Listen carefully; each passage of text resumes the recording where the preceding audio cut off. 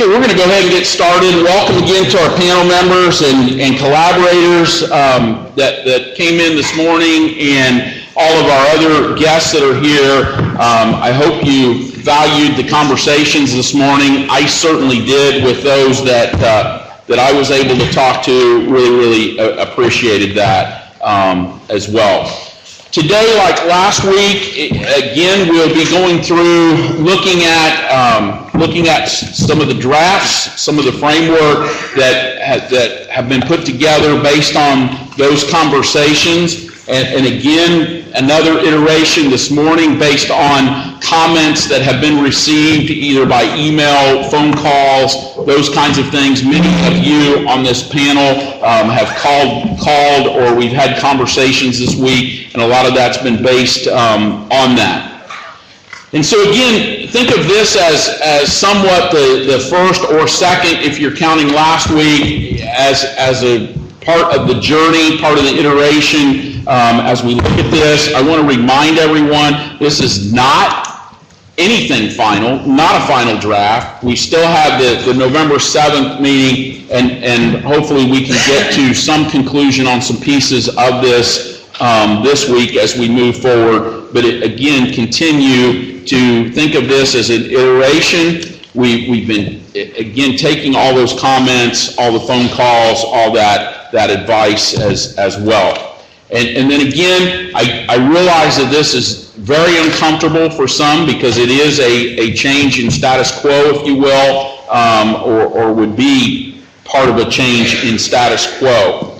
But I think we heard from employers, we heard from students, we heard from teachers, we heard from counselors, we've heard from lots that have had lots of recommendations that would change the status quo. And so we have to look at how do we do that in a way that is manageable, how do we do that in a way that also is doing what's truly best for students, if we really believe what we say when we look at that. The other thing that I would say in just beginning is that last week we did hear from Chad on the board based on some legal concerns that you all had, and today we also have Kevin here from the AG's office if we have any questions or anything based on that as well. So he is here and has been monitoring our situation as we've gone along with our iterations. So with that, again, welcome to everyone. Looking forward to another great day. Looking forward to public comment. With that, Alicia, we will begin public comment. Let me just make sure and say this because we do have several today. Please adhere to the 3 minutes. Alicia will give you a warning at 30 seconds, but we want to hear from everyone, and we have an hour allotted for this, and right now, if we stay to our 3 minutes, we're in good shape with that, so please stay on point, 3 minutes, and let's start. Dr. Hardy Murphy?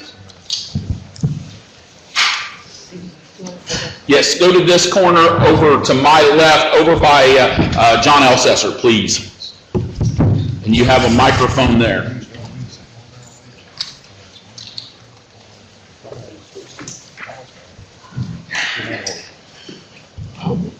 Thank you very much. Alicia did say she was going to make me first. I didn't think she was serious.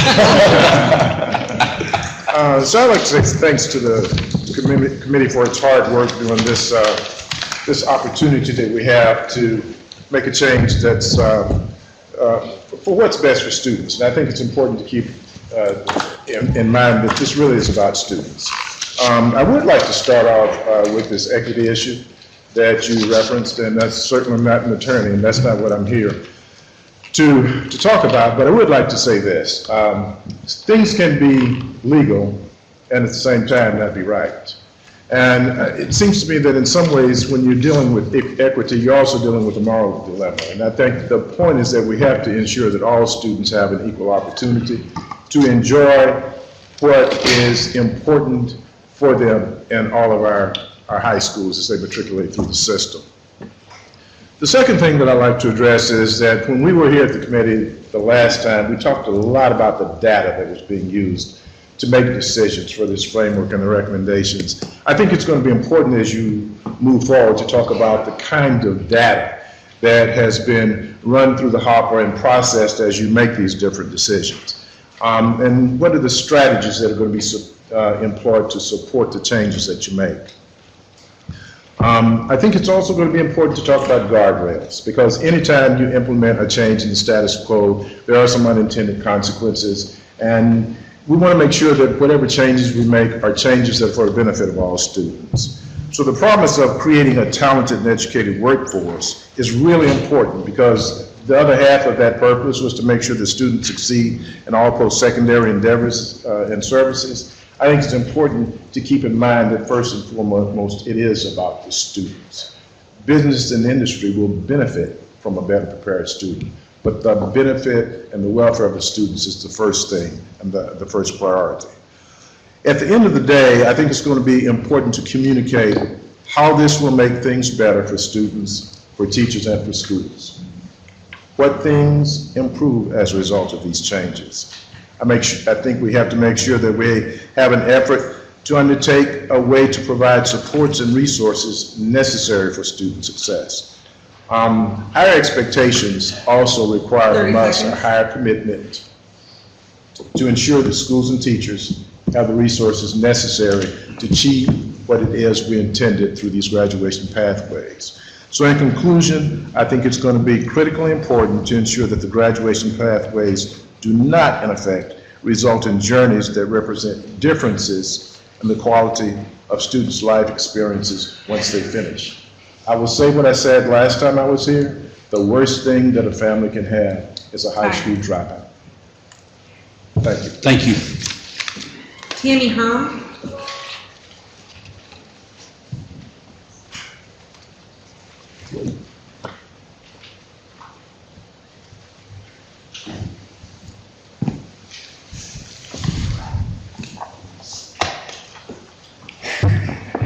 Good morning, I am Tammy Herm. I am here to speak on behalf of ICASE, which is the Indiana Council of Administrators of Special Education.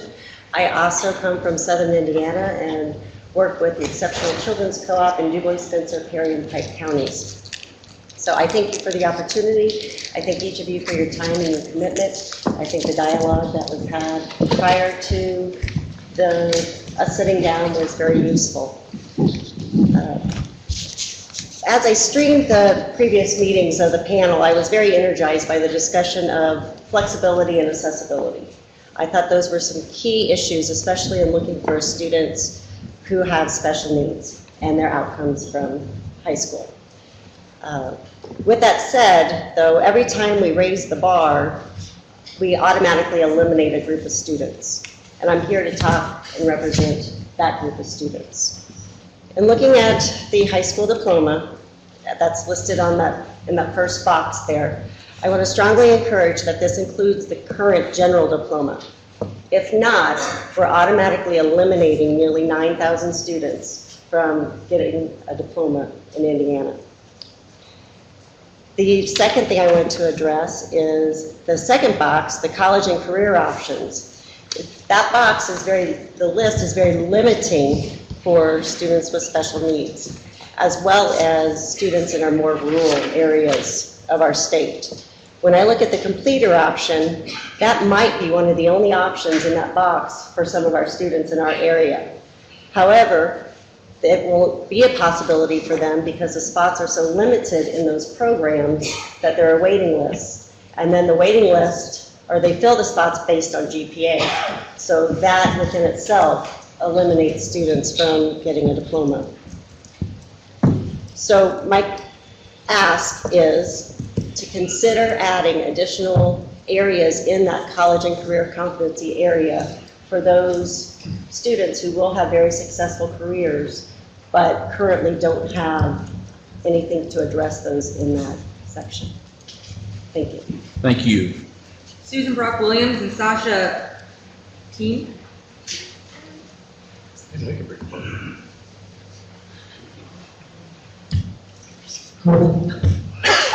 There's another chair over there.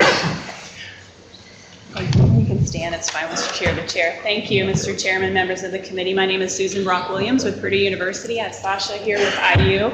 Ball State's also as part of these comments today. I'm going to get very specific and go straight to the draft.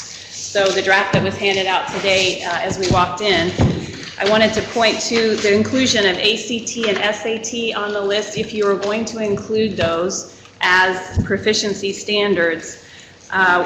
We appreciate you adding the terminology college ready versus remediation free. We think remediation free is a negative term. No one really knows for sure what that means anyway, so college ready is a better term. Or you could put in specific scores if you so choose. That would be another option. We have to make sure that we consider that these are benchmarks more than one. So for SAT, for example, 480 in reading and writing and 530 in math is what is required to be considered college-ready benchmarks. So you need to add an S on the word benchmark to be specific there.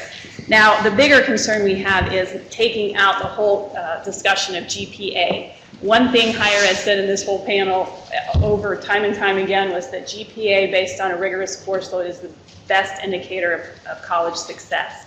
So we'd like to see you add back in and at least 3.0 GPA after each of the ACT and SAT mentions. So make those sort of a dual requirement, or you could add at least 3.0 GPA as its own proficiency standard. But we do think GPA needs to be in the document somewhere because it is the #1 indicator based on research of college success. We also, referring to the comments that were just made, in some of our lowest resource counties, these opportunities may differ in their delivery, but every student can be in a classroom setting and earning grades toward that GPA threshold, and that levels it a little bit. We understand the concern with grade inflation. However, a student who is getting as a valedictorian as a 4.0 may receive may not be able to achieve the other items, has learned something and has a measurable skill that they have had. Thank you also for including the term transferable on the AP/IB dual credit. We do think the word college needs to come in right before credits after the parentheses including 3 AP/IB college credits to make sure it's not the high school credits you're talking about. We are concerned about the 9 because there are rural schools in Indiana perhaps that might have an issue with providing the kind of course selection for 9 college credits within those high schools. The word meaningful after 20 hours of meaningful service learning at the very bottom would be helpful. And adding the word or after career technical education completer to make sure that it's clear that you choose one of those. I think that's it. Thank you. Megan Bilbo.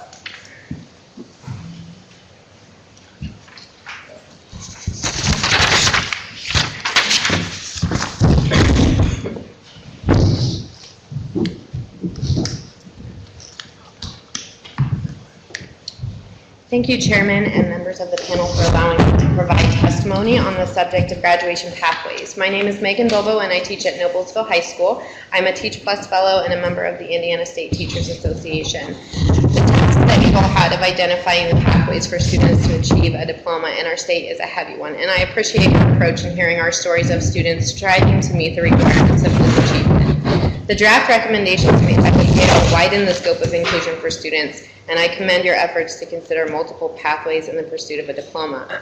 In looking forward at the implementation of the plan, I want to share with you one of my experiences to consider as you continue in your discussion and eventual decisions on the pathways offered towards graduation, and specifically the academic requirements for the Indiana High School diploma. April was a student of mine for 3 years, and she was identified with a specific learning disability which manifested in both reading and math comprehension deficits. She also had a goal to attend college after graduating and planned to become a teacher. During her 10th grade year, April was able to recall and compare information, but was still developing skills to draw conclusions and think strategically. In other words, she just didn't have all the skills required and developed yet to pass. As a result, she would need to retake several courses throughout her high school career. When a student needs to retake a course, it takes up space in their schedule the following semester, and it makes it more difficult to stay on track to graduate. April was able to meet the requirements of a Core 40 diploma after 4 years, but missed out on opportunities to participate in teaching internships that our school offered because she needed to retake courses in order to meet the 3 or 4 year requirements of science, math, English, and social studies. As a teacher, I can attest that both students and teachers want CTE and applied learning experiences in their schedule. Realistically, students that struggle with learning need extra time to meet the requirements of a Core 40 diploma, and these often supersede career-focused courses. I commend the panel's recommendation to building career and applied learning experiences. I do have concerns that completing this in 4 years could be a challenge. One solution I have witnessed is the creation of courses that link academic indicators with applied learning. For example, at Noblesville High School where I teach, we offered an Algebra 2 financial course this year. This course combined Algebra 2 standards with financial literacy skills. Student feedback showed that students were more engaged in the content and it was practical for them. So as the panel moves forward in considering, I might even look to see if there's a way to bridge some of the 3 of these indicators together to make it a little bit more comprehensive and doable for students within that 4-year time slot. Thank you very much for your time. Thank you. Hannah Cheney.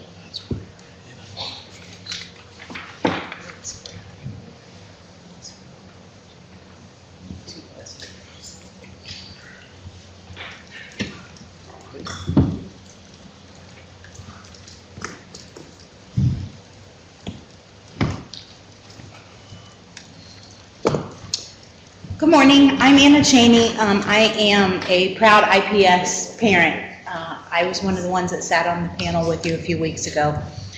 First, I would like to thank everyone for the time and effort that you've put into the graduation pathways. I'm excited to see the inclusion of grades 3 through 8, as both of the parents that sat on the panel, those were our goals. And I believe that the diploma requirements are obtainable and satisfactory. I'm also glad to see that the ECA will now be final exams and not graduation requirements. I also noticed that there were some of the students that sat on the panel in the audience, and I wanted to take this time to thank them and let them know that me being on that panel with you and hearing your experiences also transferred over to the new IPS plan with the high schools.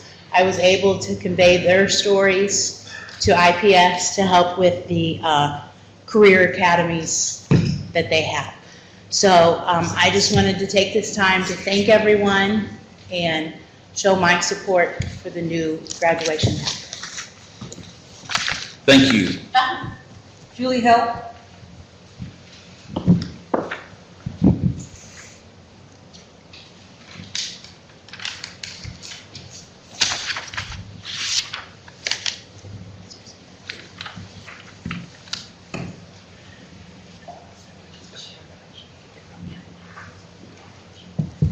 Good morning. My name is Julie Hill. I am here with the Indiana School Counselor Association, and I currently serve as a school counselor at Western Boone Junior Senior High.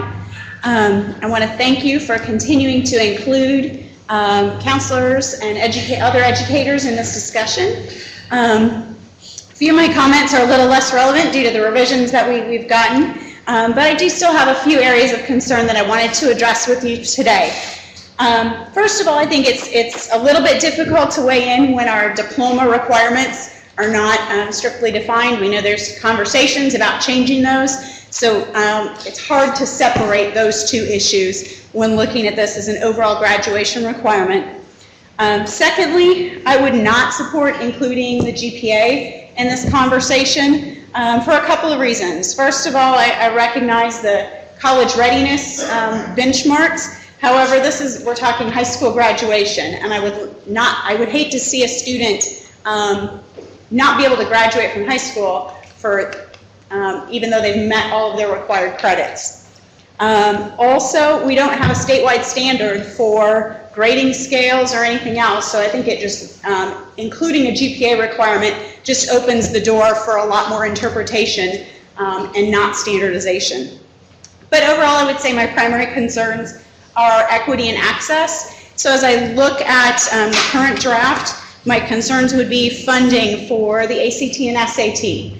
Currently, our free and reduced lunch students do have the opportunity to take both of those exams twice for free. However, transportation continues to be an issue for some of those students, especially our rural ones.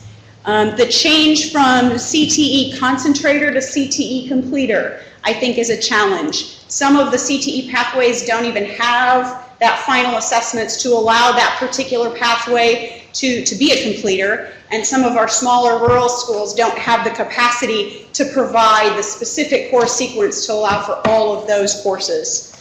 We're also looking at limited access to ability to provide dual credits in 2022 with the credentialing requirements. So going down forward, that would be a concern. But then I think, meeting all three of these requirements is also going to be challenging. When I look at specifically the applied learning experiences in my small rural school, I think students who are low income, special education, and in a rural setting, they aren't even going to have access to the majority of these opportunities unless we very broadly allow for local discretion in how those are handled. So, one proposal I would say is to combine 2 and 3 together, that maybe instead of having both 2 and 3, that could be a consideration as well. Thank you. Thank you. Lindsay Laughlin.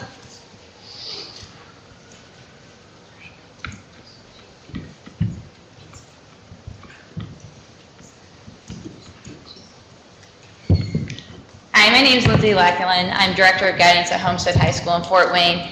I do want to appreciate all the work and the challenge that creating pathways has been for this panel, but I really want to caution us to look at what looks good on paper versus the potential outcomes of what we're suggesting. A pathway is defined as a way of achieving a specific result. The result that I see from the proposed pathways is fewer diplomas and less opportunities for students. In applying the first draft that came out requirements to our class of 2017, Homestead High School would have lost 20% of their graduates. Removing the GPA requirement will increase the number reduce the 20%, but still there are challenges from our students that struggle. The new proposals with the test scores being high and some of the accessibilities for our students create challenges for our struggling students.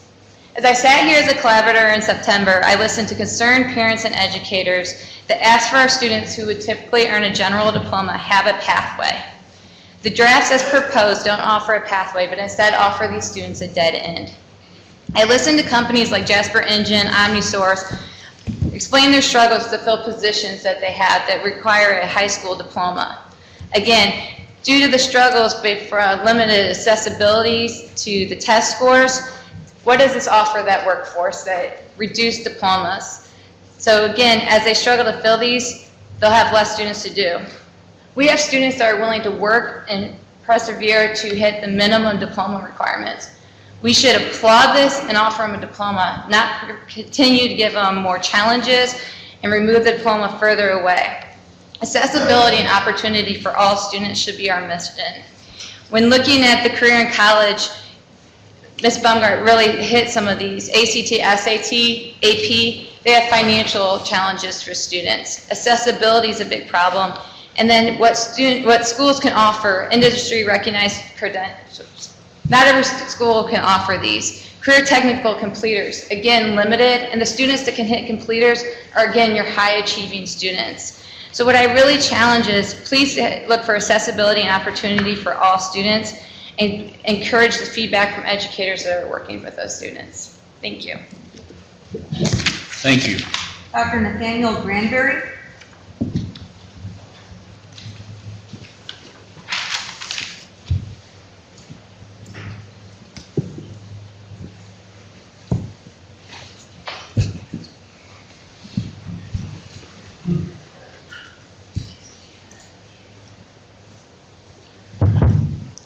First, I would like to say good morning and thank you for taking a few moments to allow me to, I was looking at the outline here.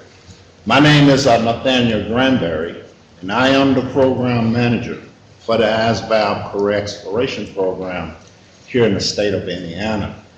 And I certainly count it a privilege to be a part of this particular session for just a moment. As I was looking at the layout here, most people are familiar with the ASVAB, that acronym. That little acronym gives me a lot of problems here in the state of Indiana. Armed Services Vocational Aptitude Battery. What most people do not realize is there are two ASVAB programs. One for the military, that's when you deal with those recruiters, and then the ASVAB Career Exploration Program in the high schools.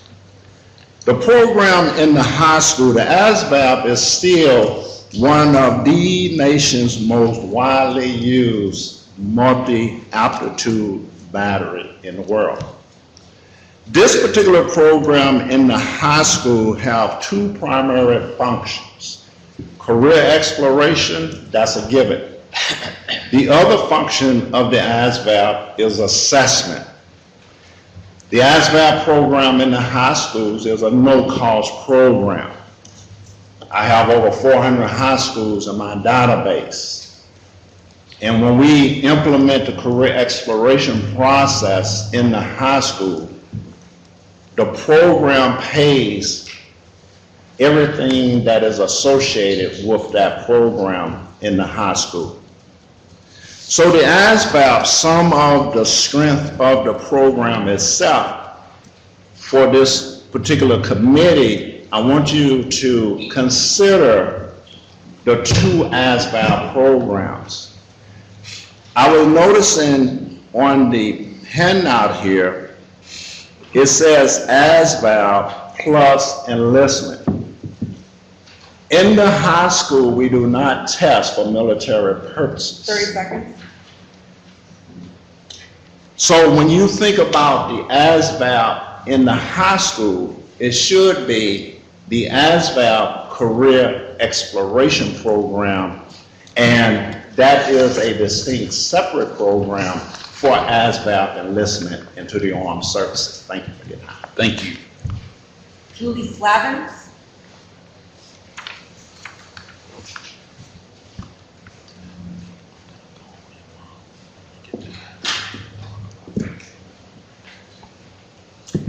Good morning, members of the panel. My name is Julie Slavins. I'm representing the Indiana School Boards Association, really sitting in for Terry Spradlin, our new executive director, but he is out doing some other business for the association. My comments will be brief, and I think my comments are going to be more about the details rather than your framework, but just to put them on the record. We surveyed our membership after last week's draft was reviewed or was released, and a few school board members and superintendents got back to us. The basis, and I did send them to Dr. Nurse, but I will send them to the whole panel after this afternoon's or this morning's meeting. The basic concerns they had were, again, assessments, just clarifying what assessments are going to be necessary for graduation, and the math. It seemed earlier, Algebra 2 really seemed to be the emphasis, but a lot of the superintendents said there are other math pathways besides Algebra 2 for graduation, and just looking at considering those options as well. And again, the waiver provisions. Some superintendents and board members seem confused about what exactly would qualify as a waiver, if there's just one option or various options. So those were basically the comments that they had, and things for you guys to consider in your work. Thank you. Thank you. Elizabeth Waters. While Elizabeth's coming up, I would tell you that Terry just sent some more, and we'll make sure you get all of those too, those comments.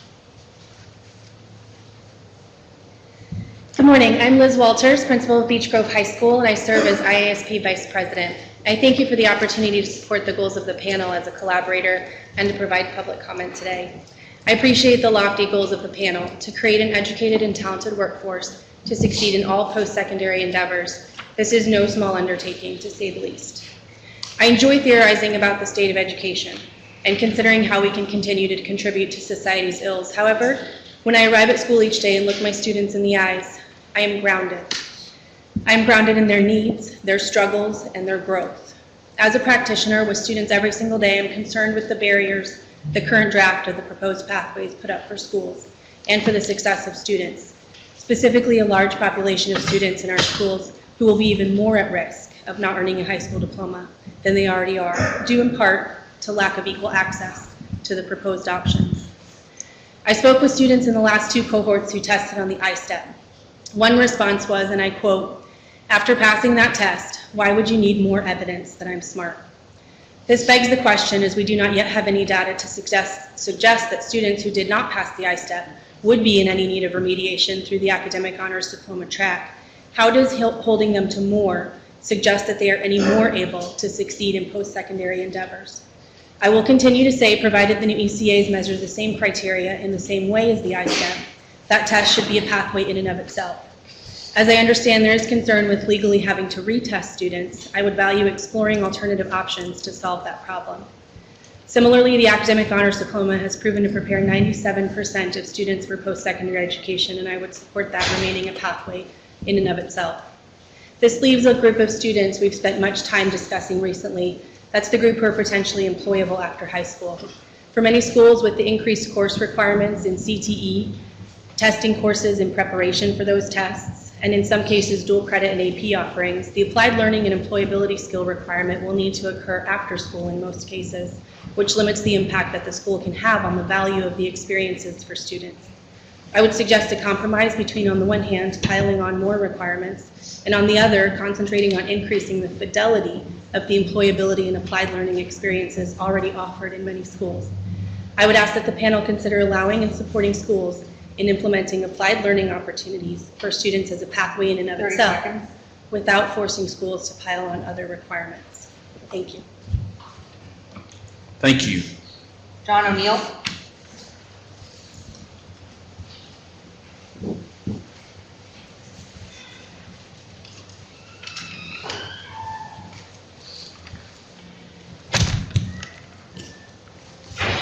Thank you, Chairman. I'm John O'Neill with the Indiana State Teachers Association, and we appreciate the chance to provide some input today, and also want to thank the panel for the invitation as a collaborator throughout this process. I know I have a limited time. I have several points to make.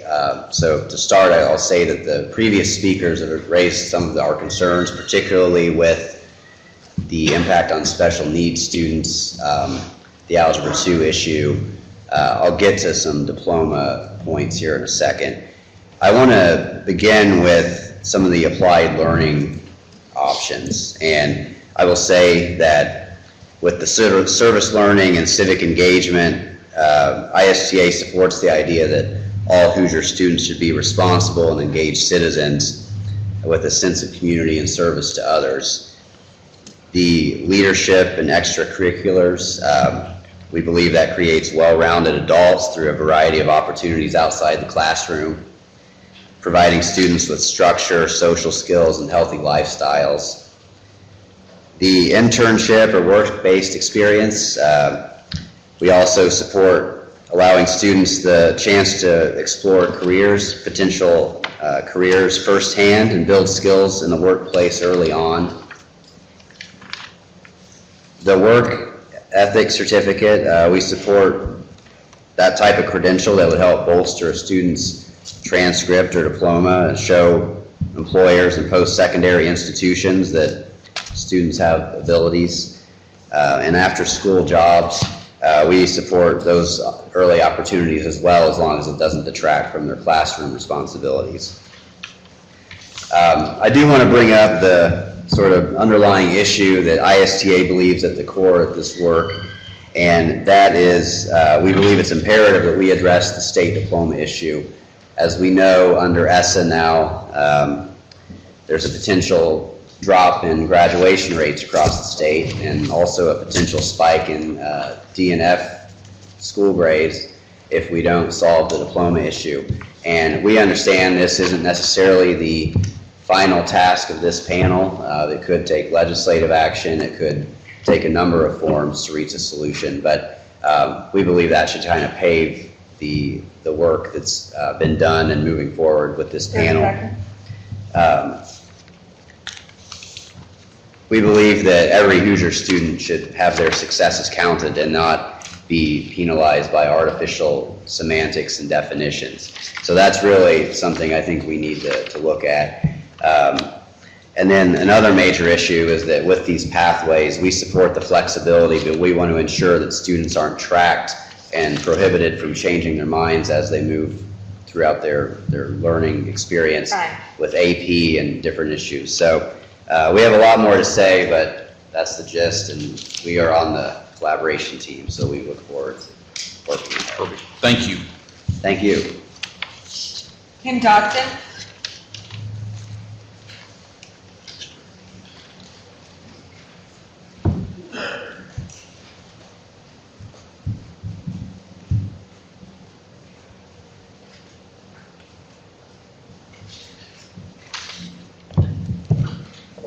Hi, good morning, and thank you. I appreciate the opportunity to be with you today. I'm Kim Dodson. I'm the Executive Director for the ARC of Indiana. For those of you not familiar with the ARC, we do advocate for individuals with intellectual and developmental disabilities. So my focus today is really on students receiving special education services. And so for the last few years, the ARC of Indiana has been very busy working with potential employers of people with disabilities. And we've had great success in talking to employers about what their needs are and making sure that our students, after they leave high school, have great opportunities. I think all of you around this table will probably know that we care a lot about that general diploma. A lot of our students receive that general diploma, and I know that's not the conversation today, but as you look at the requirement for the high school diploma, that is something we feel very strongly about, that we want to make sure that that general diploma is still an option. As I look at your first page and read these two paragraphs, I am in line every single word. As I read that, you don't specify any students that you are pulling out of that. I interpret that as you are making pathways for all students. Even though my view is only for those with special education students, I recognize and appreciate that the wording here, I think, reflects for all students. We support very much the applied learning opportunities. We very much support a robust career exploration, but some of the specific requirements you guys are laying out, I feel like will be barriers for a lot of the student population that I care about. And I hope that's not your intention. I feel that there was conversation earlier about the GPA being 3.0. That would most certainly cut out a lot of the students I care about. I can appreciate that that might be what higher education institutions want. And to me, they can take care of that through their application process. It should not be a barrier for those students who don't intend to go to a four-year college. And again, they can still be very successful in their career readiness and in their career programs without that 3-point GPA. As you continue to move through your conversations, again, one of the things I really appreciated sitting around this table as a collaborator is I was asked to talk about values. And all of us sat around the table and talked about and chose a value that we felt strongly about. Mine was acknowledgement that all students learn differently, to acknowledge that we want to create opportunities for all students. I don't necessarily interpret this one piece of paper with both sides as being good for all students and again creating those opportunities. So as you continue to talk about this and to move forward with your recommendations, I hope you keep in mind all students, and all students do learn differently. Thank you. Thank you. Steve Baker.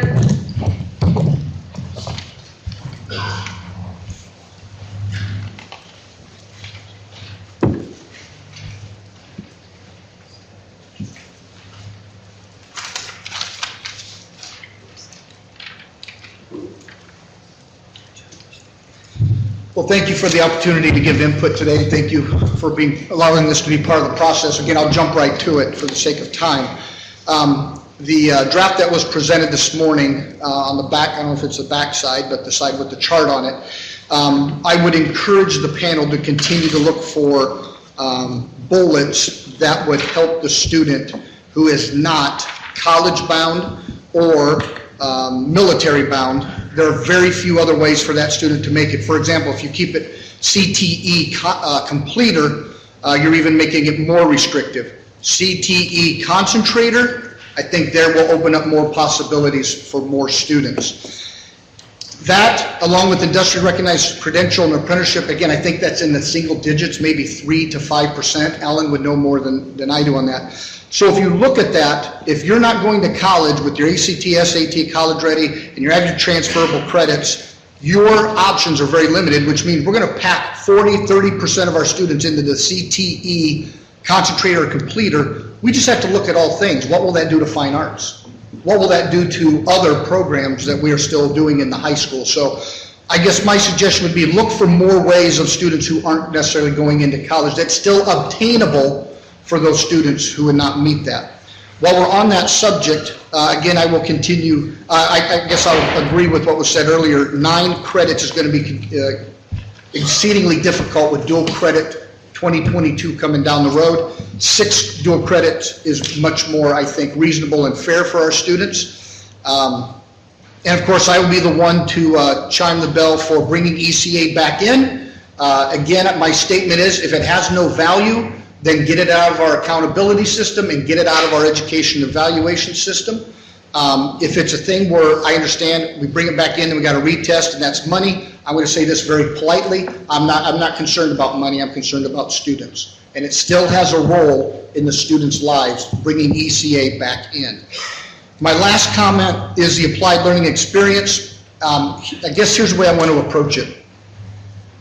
There are 2 ways you can look at this. High schools aren't getting the job done, so force this on students and they'll check off a box to get it done. Or look at what high schools are already doing and incorporate that with what they're doing. For example, I keep hearing that employers want people to show up, work hard, and be good citizens and good workers. That's what we do for 4 years in the high school.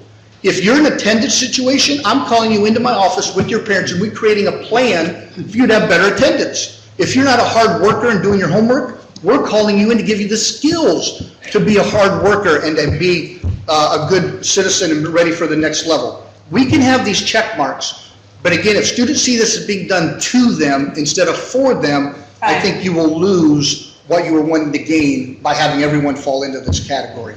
High schools are doing this already. Let's work together to create what that is instead of one more thing that really becomes a diploma requirement. If everybody has to do it, isn't that now a diploma requirement? So I think there are better ways to get that accomplished. Thank you. Chris Sboe.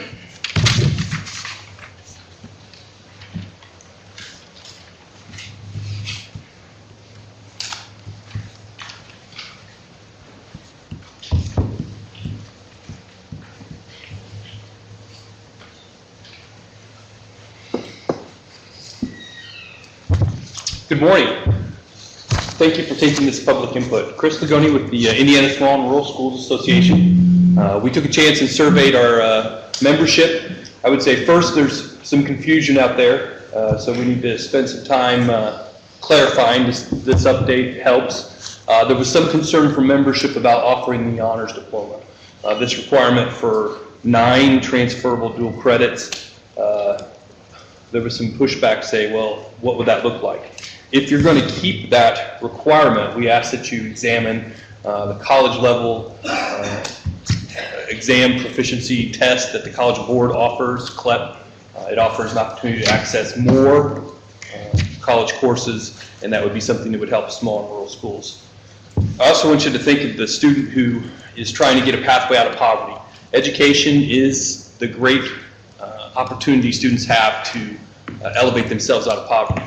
And think of the student who doesn't have transportation. They want to be career ready. They live in Winamac, Indiana, and they want to access a good paying job at Subaru. They want a high school diploma. They don't have transportation to the CTE program. Maybe they can get 1 class at their high school, but if they want to get the 2nd class, they've got to drive 25 miles to the neighboring high school where they offer the 2nd class. Are we discriminating against students based on their ability to access transportation? I want you to just kind of keep all types of students in your mind as you look at this and not create something that takes away access to a high school diploma, some segments of our population. Because if we do want to help that student be career ready and access that opportunity at GM in Fort Wayne or GM in Southern Indiana near Bedford, let's make sure we create a career ready pathway that they can access and achieve. Thank you for the time. Thank you. Finally, Irma Lardendal.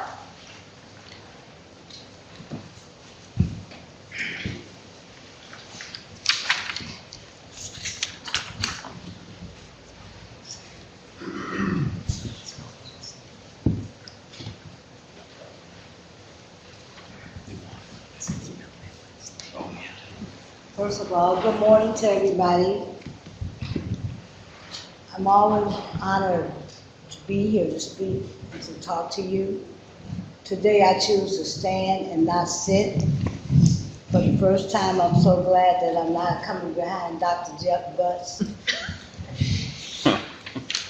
So thank you this morning. First of all, I would like to thank, I think his name is Mike, who is our graphic person. I have been fascinated by the things he has put before us. A lot of parents as well as students are very visual, and he has made it very plain about some of the things that we need to work on. First of all, my name is Irma J. Lauderdale. 22 years working with parents as an advocate for Title I. For those of you who sit before us, Title I is the largest federal funded program in the nation in the history of the United States that serves low-income and disadvantaged students and their parents. And the reason why I said parents is because a lot of times we send these students home and the parents don't have a clue as to how to help them.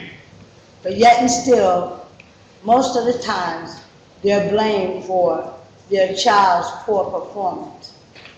Therefore, we must recognize that Title I program. We must make sure that parents are trained as well as their children.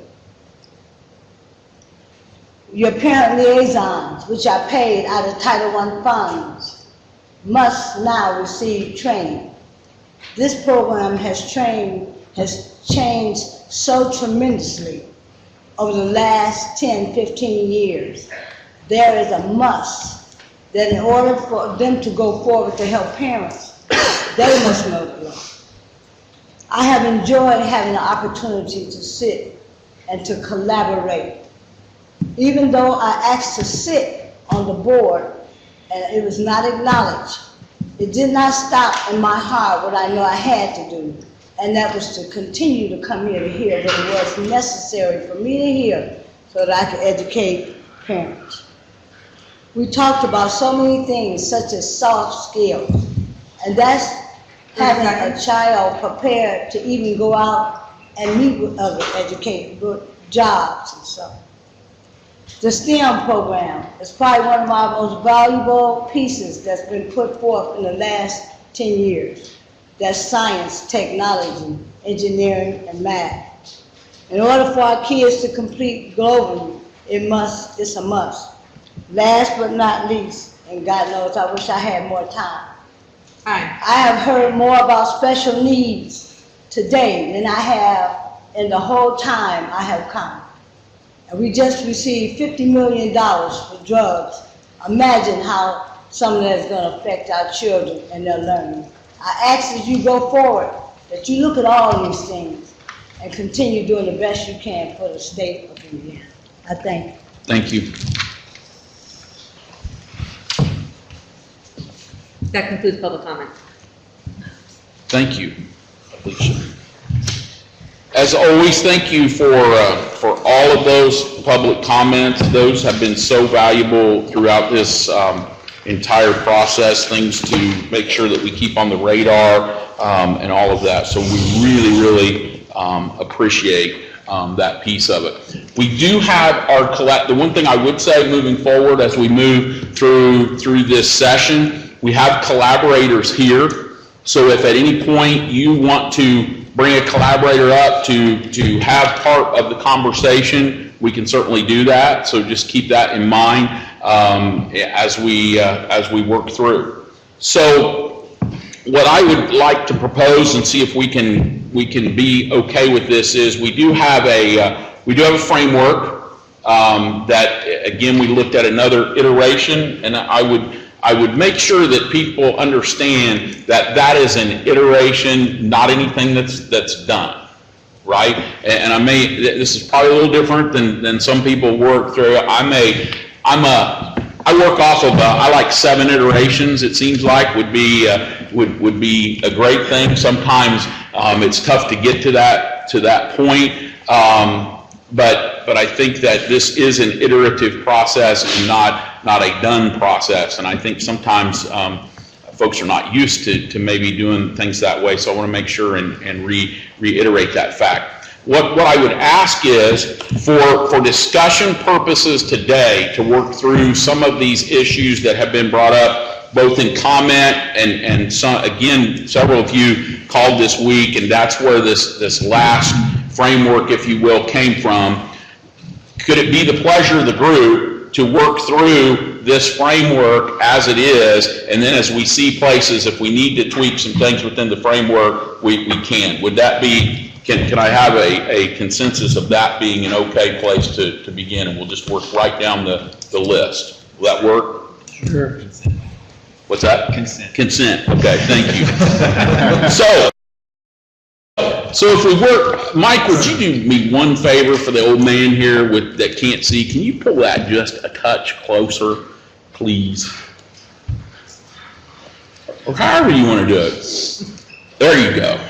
So if we take it, and we can probably put these two together. Let's start with a discussion and then come to some agreement of where we leave this, at least from coming out of today. No, the other thing that I would reiterate as well is, and it's been interesting, I have gotten, as was said, Terry Spradlin sent some information as we were going through public comment. We still have till November the 7th is our what we have called our last week. So there's plenty of time for still discussions, things to happen. I want to make sure that everybody understands that.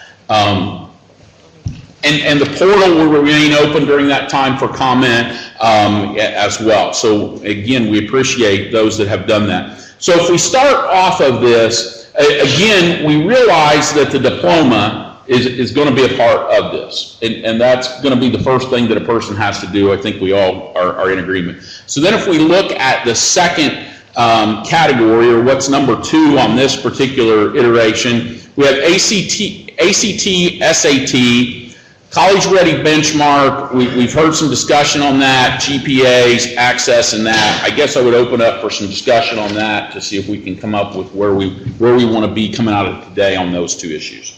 Can we go back to one? Sure. When we say state minimum requirements, are we talking general diploma, core 40? What are those minimum requirements? Do you still have diploma types or not? Yeah. Do we have a single diploma? Well, and if so, we're not able to say that. Huh? So what does that mean? What's number 1 mean? Well, that you'd have to meet whatever your diploma, whatever the diploma is. At that time. Yeah, I mean, I don't know any other way to put that. So we haven't changed diploma types yet. I think this is step 1. Diplomas might be step 2. So I think it's whatever the existing plan for diplomas is at that time. So we still have multiple diploma types. Or distinctions, whatever you want to, just think of it as there's requirements to get a diploma, whether it's a distinction or type. It's, like today, to get general ed, you have to do this, to get core 40, you do that. So what he's saying is, I guess and not to put words in your mouth, but what I think he's trying to say is, okay, to graduate from high school, you're going to have to meet whatever the state board sets as a requirement for the diploma they choose. Whether it be, like I said, I think it's irrelevant whether it's distinction or types today, because they'll probably end up coming together and be distinctions and not individual types. But it's the track that you're going to have to take. But we envision a single diploma with academic honors, a single diploma with core 40, a single diploma with. Those are things that obviously this panel can recommend to the General Assembly. The General Assembly, core 40 is set in statute and all the things with it, so this panel cannot change that. They can only recommend changes. But I don't know that Byron wants to, Mr. Chairman wants to go down that pathway today. That for discussions for today, we're trying to do the grad pathway. And I think there may be some time in the future meetings to have more discussion on that. Yes, and that's where I was going. So you would suggest, or what I'm kind of hearing from you is, maybe not suggest, but that this panel, if we allow time on the 7th, for example, to have a discussion around the diploma, you all would welcome having some kind of a recommendation from here. knowing it's going to be you all's decision, but you'd welcome some recommendation from here. I think Yes? Yes, and it would be helpful, it would be welcome to have the panel weigh in on and give us some suggestions as to how we should move forward. BJ, does that help if we put that on the? Yeah, and I'll just lay it, okay, yeah, no, that works. My biggest concern is the Algebra 2. And I would love to see, I'll just lay it out there to talk about it. I would love to see a Core 40 split with college bound. And if you're college bound, you absolutely need Algebra 2. If you are career bound, you don't need Algebra 2. So let's split those two and have Core 40s. I know that's way above our pay grade, but I'm saying that all comes into play here. And having a single diploma as far as graduation. I would challenge, number one, I would challenge for us to, first off, I don't know if you can make that statement totally. I had an opportunity after the last career pathway meeting to meet with a company called Bittler, which is a German company that has offices in Mishawaka. And Representative Houston and I tried to press them because they're a manufacturer. What do you need to hire employees? Their comment was to us, you need a base knowledge in Algebra 2 and geometry. That because of technology and what's happening in the workforce, even they told us that welding, for instance, which everybody, I mean, there's been a lot of talk about CTE welding. They have moved away from all hand welding. They are now moving to robots. And they said that the hand welding to them, the robots are there 24/7. They don't have to worry about healthcare or anything else. And so anyway, that was just, and they're not, like I said, they're in automotive, they're in tubes, and so it's a $1 billion, $6 billion company. So, and they're probably not, they're not the exception, but I think that we need to, that's going to be something the state board will determine anyway. The General Assembly will not tell you that you have to have Algebra 2. You know, that would be something you guys could flesh out in a future time. But I guess I wouldn't make the blanket statement that you don't need it. I think there are times that you're going to find it necessary, and you know, as you get into advanced manufacturing. Does that help you good? Is everybody else good on that then? Okay, so let's begin. I think we can group ACT, SAT together here. Yes, to have that discussion. We've heard specifically. We've heard GPA, add in, not add in. We've heard, and then we've heard adding the S to benchmarks or putting scores on there. So I would just throw that out there and let's have some discussion about where we want to go on this for this next iteration. The college rated benchmarks, do we know what are those numbers? Is it 20? 22, 22 and 1,010. Am I correct? And are those split evenly or no? No. They're not. That's the 480, 530.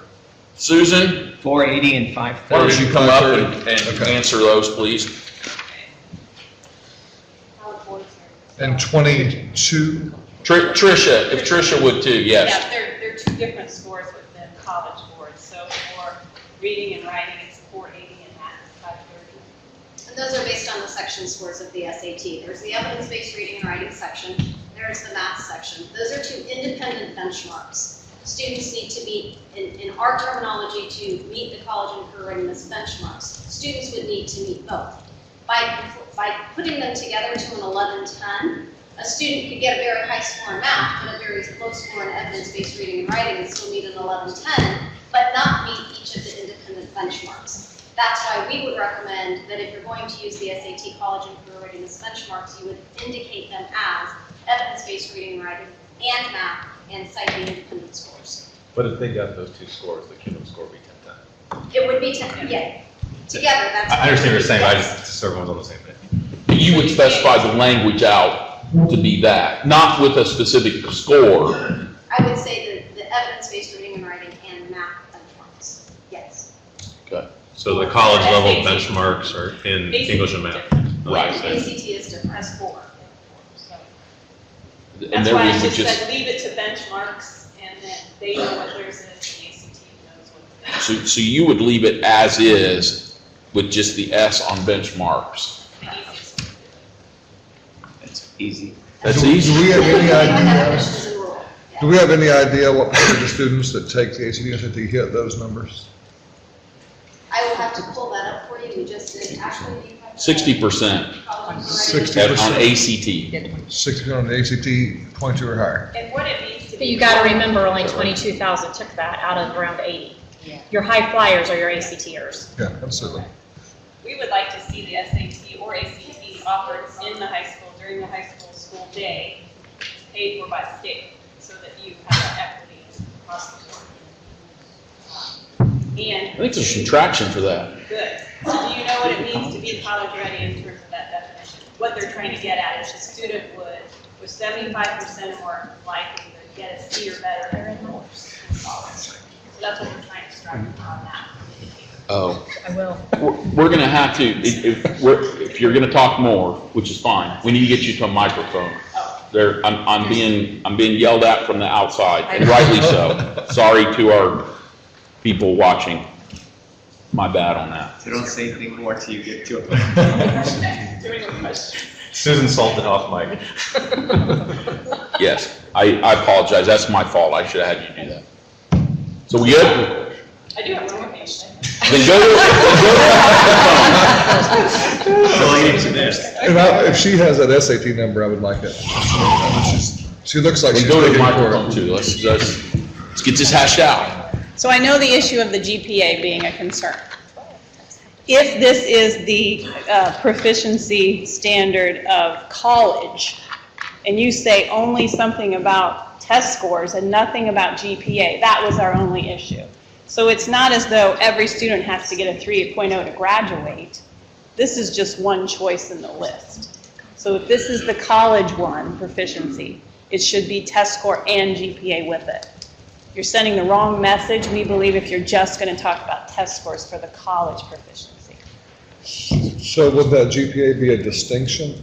I mean, if you look at the current diplomas as the guide, there's a GPA Be or better. with the honors. With the Be or academic better. honors diploma, which I'm assuming would be your Oh, primary yes, concern. we love that, honors diploma. Yes. It's good. So assuming there's still So it's not a something requirement, but that it's looks a- like an honors diploma that Yes. has the It's a mark. 3.0 or B cumulative GPA requirement, that satisfies that issue from your Yes. perspective.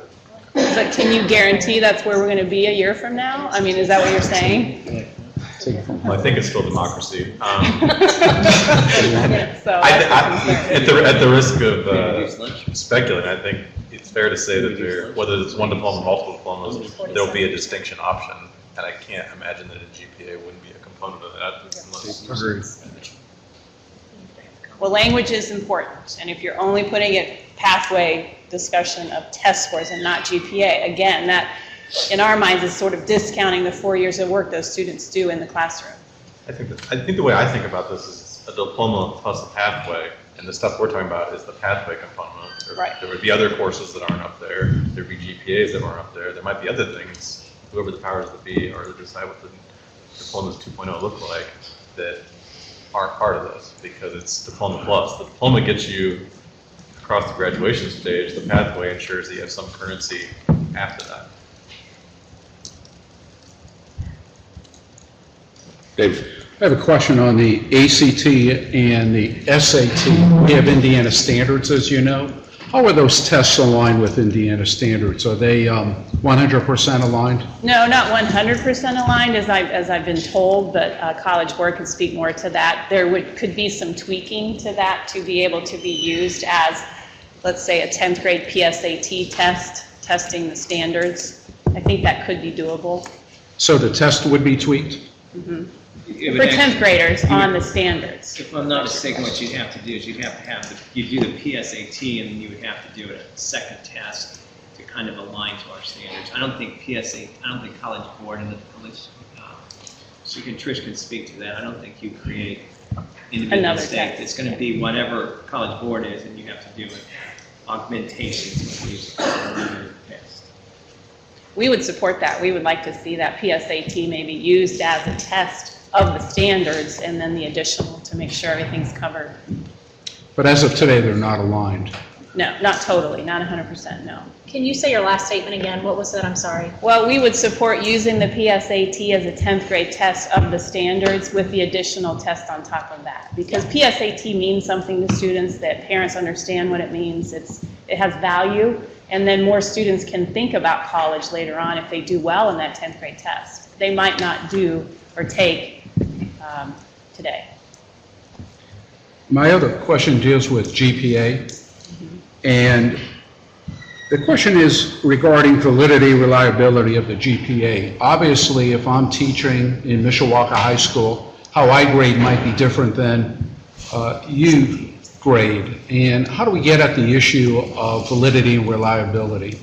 And also the weighting of it. You have certain schools in the state of Indiana that need to be weighted differently than other schools. So how do we address that on a statewide level? That's a good question. There's been lots of studies done nationally. Sasha can probably speak to those from IU as the admissions person here today, but studies have shown, taking all of that into account, that nationwide the GPA still is the biggest indicator of college success. Based on a course load that's considered rigorous, it can't be, just basic coursework, but rigorous course load with a high GPA is big indicator of college success. So we can share those studies with you if that helps. But yeah, not every school's A is the same. We do know that. At Purdue, we take out the weighting. At IU, they keep the weighting in. So different colleges do it differently. So if the research is fairly definite, why are some universities using weighting and others not? It's a lot of work to take the weighting out. We decided to do that many years ago at Purdue to kind of put it through our analysis to try to account for that. Some universities have found that it doesn't make that big of a difference, so they've left it in. It's just a choice of the university. Following up on David's question, wasn't Purdue that said it's not GPA, but GPA specific courses that you Right, rigorous coursework. So the AP courses, the honors courses, those sort of things we look for on the transcript. How do you determine which courses are rigorous? By the level, for example, math at a higher level? Math at a higher level, yes. We'd like to even see a STEM college pathway, because if you want to study STEM, take these courses, 4 years of lab science related courses, 4 years of math through calculus, pre-calculus. But we always look for the transcript, not just the GPA alone, but the transcript with the GPA. Do the universities find value in participating in AP, dual credit, IB, and not hitting that threshold for transferability? And not hitting it? And not hitting it. So on that transcript, when you see those academically rigorous courses, their GPA may be high, but they may be tours. Yes. We would like to see students attempt those courses versus, not attempting them for fear that they might get a B or C. Yes, that makes a difference. So even if concerns with how this is written, as far as, it's one thing to say you're going to have 9 credits in those areas. It's another to say transferable credits. My fear is those students who aren't going to hit it, but it's the best for them and they're going to go on to higher ed, they're probably going to be successful, but they are your kids who are hitting the 2s, maybe some 3s. Your incentive is almost, you're playing with that a little bit in this model. Yeah, the language there was tricky. Transferable means it's a valuable credit. They're taking a course in an AP class that's valuable to the college experience. So that's why the transferable word was used. We would be fine with 6 transferable credits versus 9. But, we want to make sure students are taking the right dual credit, the right AP for what they want to study in college. So that's why the word transferable was offered there. But you're not answering her question directly. She's asking a transferable credit would not be a 2, correct? No, it's not. So you're saying you're okay with it at 3, you want a 3, 4, 5. Well, 3, 4, 5 is mandated, by law. We used to only take 4s and 5s, but the General Assembly told us we had to take 3, so we've done that years ago. It's 2 different answers, I guess. Yes, we want to see students attempt those AP courses and take the test. If they get a 2, that's okay. Maybe they got a good grade in that class. As long as they attempted it and they're not just taking the easier courses, that But it makes doesn't a help them difference. in this. This is different, exactly. Right. So they could be an academic honor student and not hit that. Right. Okay. Right, because that's 9. That's correct. 9. I'm just making sure that's clear in here. And that's why I made the point earlier about rural schools and having difficulty offering 9 transcripted credits. Now, if there's another way to say what we're trying to say here by not saying transcripted, but that we're trying to make sure the students are choosing good course selection in their AP and their dual credit, That's harder. We have the core transfer library. We could refer to that. AP usually is okay in that regard, so I was trying to be less wordy, I guess, in the document. Yeah, at the risk of being more wordy, there's a priority course list. Right. That's a subset of the core transfer library. That I think it's like the top 10 or 15 courses that are applied to almost any post-secondary degree program. That would be helpful. That might be a way to limit it. Add more words and confuse people, but. Yeah, I worry about the practical practitioner side of it, where you may have a student who they take 3 of those courses, 2 of those courses, and you know they're probably not going to hit that threshold that we want them to hit, but we want them to sit in those courses. Does this de-incentivize schools from doing that? And that's what I'm asking. If that threshold is going to be at risk and you're going to have to come up with another pathway because you know they can't hit that threshold, but that's really good for students. I just think the practical side of this we need to keep in mind. We need to continue to push rigor. What we don't want is unattended targets of those students who you're pushing them to be in there because you know it's what's best for them. They are going to go to a college. It may not be Purdue, but they're going to go on. You want them to have that exposure, the opportunity. You hope they're sitting through those exams. I think there's value to that. I just get a little nervous. I'm not against even the 9. It's the transferable that makes me a little nervous. What about three high school AP or dual credit courses that they're just on the transcript that you take them? I think that's a much different issue than transferable. Yeah. So it gets at that concern you have. Because your academic honor is going to take care of some of that just by if we stay with that threshold on its own. Mm-hmm. So you'd have it, so say that again. How would you propose having that written then? Meaning college credits, they would be high school. Is that what you're AP and dual credit courses. So they would be 3 because every class is 1 credit. So that would be 3 either high school credits or 3 classes, 3 dual credit courses, 3 AP or dual credit courses. You could say at least one has to be AP. Versus transcripted, which is what she's saying could be a disincentive for some students to take those courses because they can't get the 3 or above. Right. We don't want that. I mean, I see that point. And I know we have some practitioners, counselors, and teachers, and I don't know what your thoughts are. I don't want to monopolize that conversation. Am I the only one concerned about that? No, I agree with that. So are you now good with the three high school, the way we've worded that? You just want to take the word transferable I out. think you just Keep it like it is and take transferable transferable will out. eliminate the. We've heard I don't want to multiple speak for things. her, but. We I heard think leave the it at consensus is 9 we'd rather without the them word take it. transferable. That's what I'm saying. I want to know where we're landing We heard here. 6 transcripted, and then we heard take 3 courses. So I think we have at least 3 different options on the table. Yes. And what kind of data did we look at to come up with the 9? I'm just kind of curious, and I'm not quite trying to be difficult, but where did we come up with the 9 versus the 6? Is it just we're trying to up to the next rigor step? Did we look at data to come up with that? Those Where did were that come out from? of conversations. 3 high school classes would equate to 9 transferable credits Right. if you met the requirements to earn the college credits. So it's, the 3 classes is the same as the 9 credits. Actually, if you get a 4 or 5 in, let's say, calculus, you can get 8 credits at Purdue. Okay, yeah. So we're getting up there, and it's to a point where students could be affected with their financial aid. There's somebody in the audience waving. And that was talked about at one of these as well.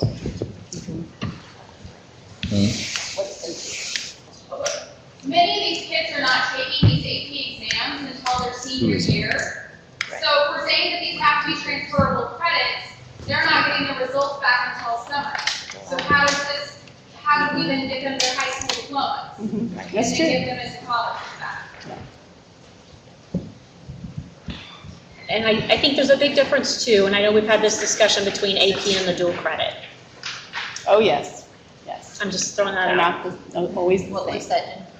I just think there's a big difference when we're talking about transferable between dual credit and AP. So if you have schools that are really heavy in AP, this is going to impact you differently than if you're heavy dual credit. That's the reality of it. Are we talking about just on the core transfer library or some of them like for vocational dual credits? Yeah, that's a good question. If you don't say otherwise, it could be everything, is in my interpretation. And that might be okay, and that might be your I intent. think it's going to have to, personally. Yeah. I think it's going to have to be everything. Yeah. Or you're not going to have some. Okay. Well, then how about just saying 6 AP IB dual credit courses? Courses? Courses. Credits. No? 6 courses. Well, courses ends up Some being schools don't 6 offer that. courses, then not. Oh, I'm sorry, credits. I'm so sorry. I thought, man, you really shifted here all of a sudden. Too many numbers. So we could say 3 courses or 6 credits. Yeah, either way. So you're saying just AP standalone? Well, you could leave the parentheses in there and make sure that one of them is an AP. So I would like to see it have AP as a bullet and then dual credit as a bullet. Oh, as a okay. pathway. So there'd be 2, and whether Yeah. it's different levels, I'm not certain. But the AP precludes certain schools and certain students from that option than if it was a pure dual credit option. See, that- So 2 things I'd say to that. conversation If there. you did that though, then I still like the fact that they get 3, 4, 5 because it gives them credits. I mean, because you're dual credit, I would assume they'd have to have a passing grade to get a core transfer. So why wouldn't you want to do something similar weighting with a AP course? I mean, to me, it doesn't make sense that you have to get a passing grade to get credit for the dual credit, but we could care less about AP. We've had students who take several AP classes and never hit a 3 threshold in any of them, get into a very well-respected university in the state of Indiana and do very well. So we can't ignore that pocket of students. I know, but I think that you don't create 2 rules for the exceptions. Well, I don't know if And there is if you were a exception. 4.0 student and did hit a college-ready SAT score, I would assume there's some correlation. I don't know if Trish can talk about that between their performance on SAT and where they would do on AP. Is there any correlation at all? It depends on the AP course. Trish, because she's with College Board, I'm sorry. No, we know that students who take AP courses tend to have higher SAT scores, but there's no direct correlation between a student's AP course participation exam score and a specific score on the SAT. There are no, that level of correlation isn't there, but we do know that students who take AP courses tend to have higher SAT scores. The other side of requiring the score for the AP, as was mentioned, is just the practical side of we don't get those scores until July. Jason, 2 bits of context that may or may not be helpful for everyone on the panel. Current state law requires every high school to offer 2 AP and 2 dual credit courses as a minimum. Beyond that, when we were looking at all the impact data, we saw that the students overall who performed the best were those who picked from both columns. The highest performing students are those who took at least 1 dual credit and at least 1 AP course. Jason, I didn't hear that. Would you say that again, please? I said that the students who performed best post-high school had a combination of dual credit and AP courses. And kind of to that point also, for especially smaller schools, I can't offer an AP math course and a dual credit math course necessarily. So if I'm a student and I want advanced, I might be taking an AP history course, but a dual credit math course or vice versa, just because both options aren't offered in every subject area. That's okay. Well, back to that That's priority okay. list I mentioned, there is a crosswalk that the state approved, and I believe the board approved it too, that had, and it was in the core content areas, English, math, science, and social studies, and there was an equivalency between dual credit, AP, and IB. So we already have that as a foundation to work from. And I would argue that the extent possible, having the combination of the 2 as part of that would be the option that serves most students best. Could we say, because I agree that if there's a grade, a passing grade to get the dual credit, that needs to be somewhere in the AP. Could we say 3 courses of AP, IB, or dual credit, any of the above, with a C or better? Did that eliminate the concern? Say that again a little louder. 3 courses, AP, IB, dual credit, with a C or better. So you're better to get you the college credit, it won't get you the AP. C won't Well, get it you, is there's no AP grade in credits. the AP, I mean, it's a 3, 4, 5, so. What, right, but my point is, they're probably not. A C in the going to- class. Yeah. But you're not going to college. You won't get a college credit unless you get. But you would still have a grade in. You can still get a high school credit. But I'm going back to the fact that, would we rather these students attempt these courses and get a 2, or not attempt them? That's right. So Does a C get us, I'm not saying does Purdue accept, I'm saying do we accept that as those students took a more rigorous course than what they would have? We're okay with that, I guess, is the question where I'm asking. You know, and I hate to go back there, but I keep going back to that original question, is what are we trying to fix? You know, and we've heard continuous people come up in terms of, you know, the criteria we're laying out and talking about that we're going to be decreasing the number of kids who are going to be able to graduate. And I thought we were increasing opportunities when we came around the table. And my concern is, and I understand rigor and we want to, you know, but as we look at, you know, kids graduating from our high school, you know, and with this particular charge of this committee, what is it we're trying to fix? And I think that's germane to all of it, that we can get in and each of the little pieces do we have, how do we phrase that? But I think we always have to go back to the question, what is our charge? What are we trying to fix? You know, kind of the old Stephen Covey stuff, begin with the end in mind. And because we can get lost in all the details unless we know exactly where we want to go. And my fear is that some of the stuff we're talking about, I'm not sure that's where we want to go. At least that's what I'm hearing from the people, you know, in terms coming up here, the number of folks are saying we're limiting their kids. You know, I talked to one of our school principals last week, and he went and calculated, and it reduced the original proposal that came out. It reduced his graduates by 25%. And they were all either in post-secondary education or gainfully employed. And so I think we've got to continue to keep in mind what it is we're trying to accomplish.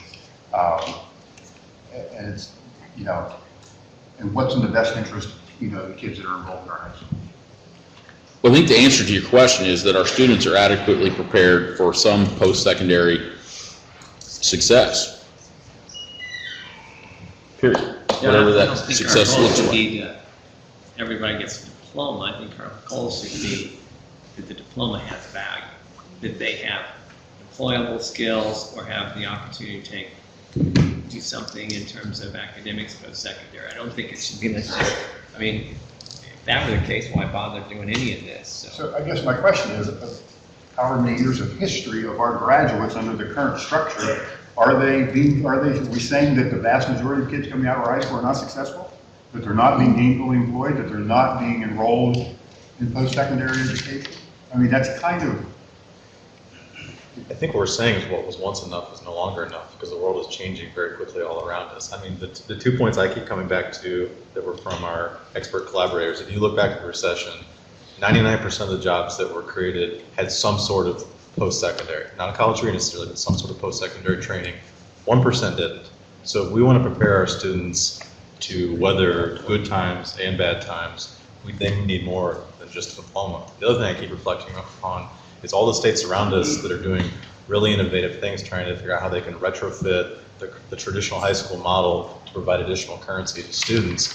And we often get stuck on talking about how many credits they're going to finish with or which state tests they're going to take, when none of those things have any currency outside of the high school system.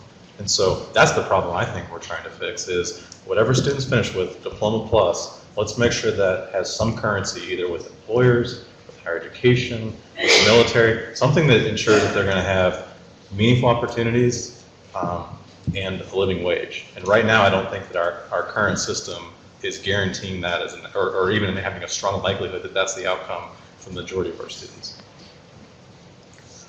I still go back to, I think it is discussion about courses.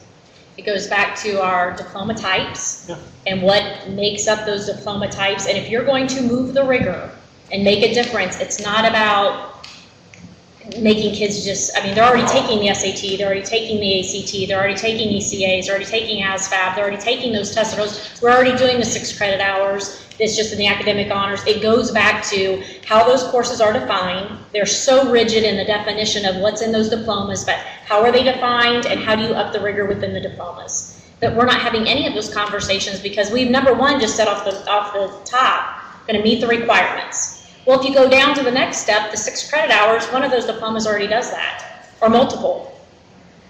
So are we moving anything? Is the I mean, are we, because we're saying we have to make sure kids are hitting the college readiness benchmarks, I understand we want more kids to hit that, but that goes back to, you got to look at your course requirements, you got to look at the academic rigor, you got to look at instruction, but the conversation here lends itself to more exams and different thresholds in those exams. But you've got to expose those kids more in coursework, you've got to look at the requirements of the coursework. It goes back to our diploma types. I think that's fair. What I've heard around this table is we need the general diploma because students can't do math at Algebra 2. And what I think we've heard is that if we provided some flexibility with some meaningful alternatives to Algebra 2, the vast majority of our students could earn a Core 4A diploma. So then, and it does, in some degree, it doesn't matter because the feds have already decided they're not going to count that general diploma. So the general diploma goes away, and then we start as the Core 40 as the foundation, and we look at are there some tweaks that can be made, and I think we've even talked about maybe there's some opportunities to further strengthen the honors diploma. I mean, even 3 or 4% of our honors diploma students not being able to do college level English or math, to me that's a concern. I don't know how you can have an honors diploma and any of those students need remedial coursework in post-secondary, but I mean, to me, we've talked about math, we've just kind of spun around a little bit. Clearly, we're going to have to come back to that in order to be able to have a meaningful diploma conversation, but I don't think that was the charge of the group. No, it wasn't. But again, we've heard that it would be nice for us to have a diploma discussion. So it's to me, it's get this, and then you have that diploma discussion around how that works.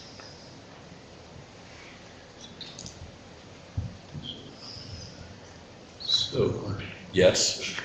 So, what do you want? Let's finish, since we skipped to that item, let's finish that item. Where do you want your language for this iteration to be on the credits? Going back to my previous comment about the AP and the dual credit, so in this option, if AP and dual credit remains, AP has to be part of the transferable, no matter what the number is, whether it's 6, 9. A student can earn 12 dual credits, 30 dual credits in our early colleges. They wouldn't be able to use that option because they didn't take an AP course. So should there not be a student who has earned 30 dual credits in high school, have that as an option to graduate? I'm going to, so you're saying either or?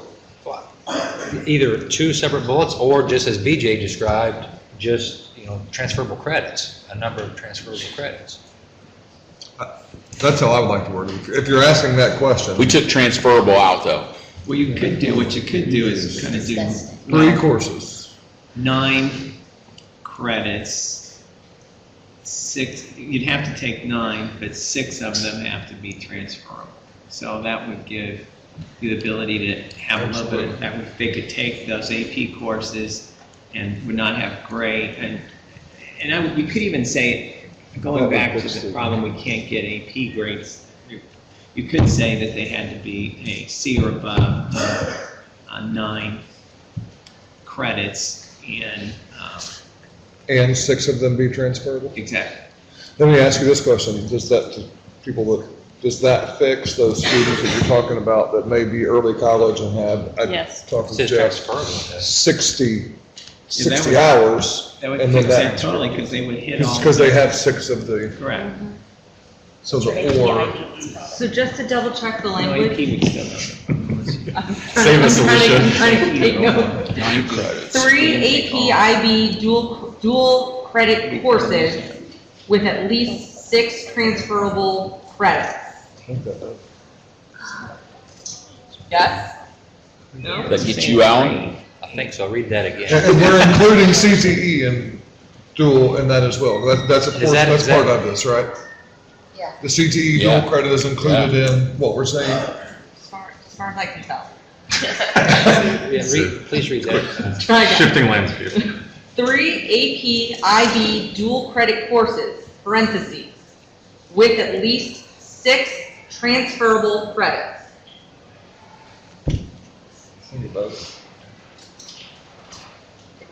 Thanks, Jose. Did you say 3 courses? 3. Are all courses three credits in the state? Are we better to say 3 courses, or are we better to say 9 credits? It's 3 courses with 6 transferable credits. That's what I have. 3. Right, so my question is, are all courses 3 credits in high school? No, so wouldn't it be better, more precise, so there's no ambiguity, that it'd be 9 credit hours instead of 3 courses? With 6 transferable. Right, I'm just doing editing. Okay. Say that one more time. You were back where we started. No, it's not, I think we move forward. Okay. That it's replace 3 courses with Okay. 9 credit hours. 9. Well, the other issue she's going to, what Susan's saying is 6 transferable, which is where we actually said originally. We had 9, transferable. but So we have, right, the issue of the transferable being a concern the superintendent has, and the fact that the grades or the scores come in later in the summer, how are we going to verify those 6 credits? So that's why we were trying to make it the coursework. You attempt the courses in high school. Right, of C or better. So can we just C or better in the courses? Dual credit class, You have to have a C to get the credit. Yeah. Can you leave that and just let us ponder that? Because I don't think we're going to resolve it right now. It's okay, yeah, we've got some language now to move forward with. It's Okay. really 3 courses with C or better. I mean, Yeah. it's simple. And this is taking us above the current academic honors requirement, right? Yeah, it is. Yes. What did you ask, John? I'm sorry. Pardon me? What did you ask? I I'm just sorry. said this is taking us above the current academic honors. This is above the highest diploma that we currently Right. have.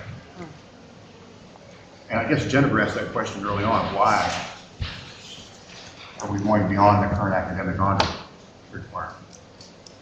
Well, I think and I'm not opposed to that, like upping the rigor for academic honor diploma, but there again, it goes back into the pathway issue.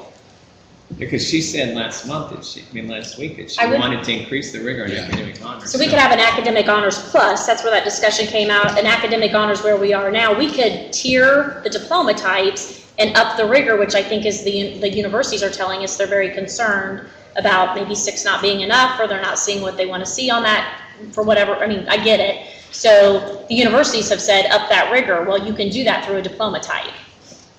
But we're saying now that threshold is higher than our academic honors for anybody who wants to choose that track. That's where I get a little, So are you yeah. suggesting possibly then that this would be like, maybe, if I understand what you just said, 6 credits, and then later with academic honors be elevated to 9, something of that nature? So it's 2 Instead of courses. this kind of backwards from. The big elephant in the room question is there an appetite to change the diploma types? If not, it'll be forced through this. But then you're still probably hitting the same group you would have through an academic honor diploma. This is one pathway. We have these other pathways. It's a biggie though. Yeah. I mean, if you're gonna move the rigor in the state, this is a biggie. Good statement. So to be consistent, you'd say 2 courses, not 3. I don't know how you can not have this conversation and not lead into changing the diplomas. Does anyone disagree with that? I don't think we overassume that. Well, should we ask this group? I mean, and maybe it is just me, but I've always assumed that if we could get some consensus around what the pathways look like, that would naturally inform changes at some level to the diplomas. That is not our charge. So if you go back to what John says, that's not our purview for this group, and it's. But it could be a recommendation. Right. Does anybody I don't want to say forget the legislative charge for a second, but does anybody disagree with the notion that pathways should inform diploma changes, whether that's by this group or some other group? Well, can that be part of our recommendation? I think it has to. I mean, because some of us around this table sat on the second iteration of the diploma task force and didn't do anything. So, I think that can be part of our recommendations as well. I'd be supportive of that. I agree. And we said that earlier. You kind of agreed, right? I agree with that. Okay. And those are set in statute, so like these are recommendations we would take to you guys. You'd have to we don't set course, well, we have some coursework with the core 40, but, generally what we try to do is defer a lot of it to you and to state court. And we choose the course. And that's why I think next time we make sure we allow for that to be on the agenda, that we talk about this to get you all a recommendation. Yes? Okay.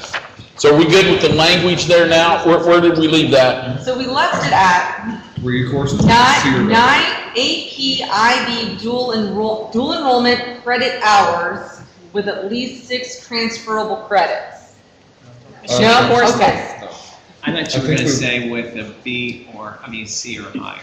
Okay. So take the transferable out, make it C or better. Yes? With the courses. C or higher.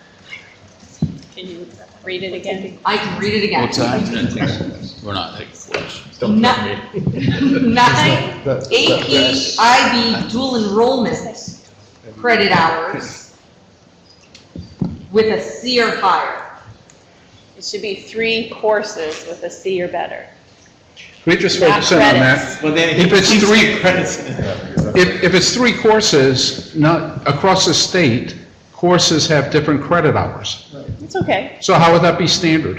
So it's not going to be 9, in some cases it might be 6. We're talking about high school credits now? Yes. Okay, well, the I'm issue. comfortable with that. My thought was courses, the hours. Frankly, I don't care either way, but if we want to be consistent, when you say 3 courses, we're saying it could be 4 or it could be 9. That's okay. If you say That's credits, okay? That's okay. But if we say 9 credits, it's 9 credits. Yeah, but if you're saying courses, I would assume you're taking an algebra, government, and something else. And we're just saying they have to get a C or above. So we don't even talk about credits at this point in time. Just they have to get a C or above on it. Yeah. So they could be an AP that ends up having, if they got a 4 in calculus, they may get 9, you get 10 credits. Got it. I got you. Calculus. Why not just make it 6 transcripted college credits? They can take more than that, but they have to earn 6 transcripted credits, which is consistent with what the honors diploma is currently.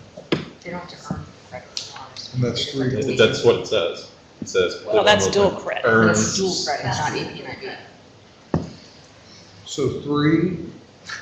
We'll fix that. Again, I'm sorry. 3 AP IB dual credit courses with a C or higher. So Jason, what was your question? Currently, you have to have 6 transferable credits. Transcripted college credits. Dual credits. Or 3 and an AP or 2 AP courses. The thing that always frustrates the OCD in me is that we do these crosswalks, we say they're equivalent, and then we require more of one than the other. So we just need to make a decision on whether or not they count consistently or they don't. Because right now, we're treating it as a tiered system. You could repeat what's in the academic honors diploma as a proficiency, and then leave it to the diploma discussion to raise the level of rigor within the academic honors diploma. Okay.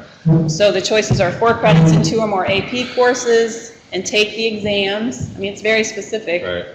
6 verifiable transcripted college credits within dual credit. There's a whole list, we know, of the choices. You have to choose one.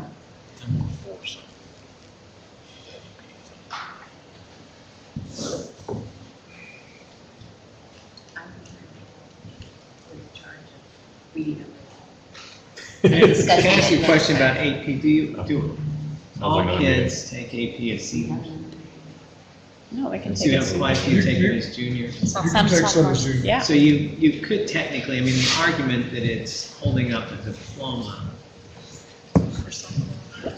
Well, maybe for some, but if you had dual credit as another option to it. I mean, the reason I would go away from saying you had to use a 3, 4, 5 on AP is there's no way, since College Board won't have the grades back to us in a timely enough fashion, we can't hold up the kids. We just can't walk unless we know. So I guess my question was, can they actually get those AP credits earlier? Yes.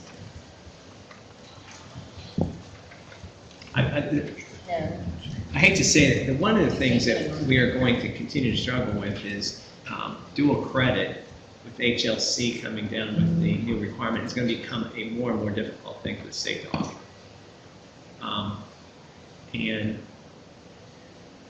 And it has to be in that content area. So we have a number of teachers as the commissions talk about the dual credit advisory commission. There's a number of people have master's degrees, but they don't have the 18 content hours, so they're not able to teach it. And we've got a waiver to that to 222, but at that point in time, what happens with, all of this? Will we be moving more to AP because AP has a much more definable program, and you can't transfer an AP course that's not 3, 4, 5. So at some point in time, we're going to have to look at trying to resolve that issue, and I'm not sure that we're muddying the water when we do. So we read what we have right now. Okay. Again, please. The latest edition. 3, AP, IB, dual credit courses with a C or higher. Okay, so here would be my question and a comment. So the comment first. One, we've heard, one of the things that last time in public comment we heard was, that I thought made the most sense of some things I'd heard is, hey, y'all need to be looking at this as we go when you make these. Let's watch the data, let's watch see if we need to tweak, right? Right now, what we've just said, I think gets to where, Alan, you want to be with students that are going to be CTE type students, right? And those. Yeah, we may have some conflicts, Jason, somewhere in there, but we can probably fix that as we look at the diploma. So could we right now, knowing that we still got a month of this and iterations and another meeting, can we live with what we have here? And then even if it stays, we watch our data to know if that needs to be tweaked. Is that fair? So read it one more time. Okay. 3, AP, IB, dual credit courses, parentheses, with a C or higher.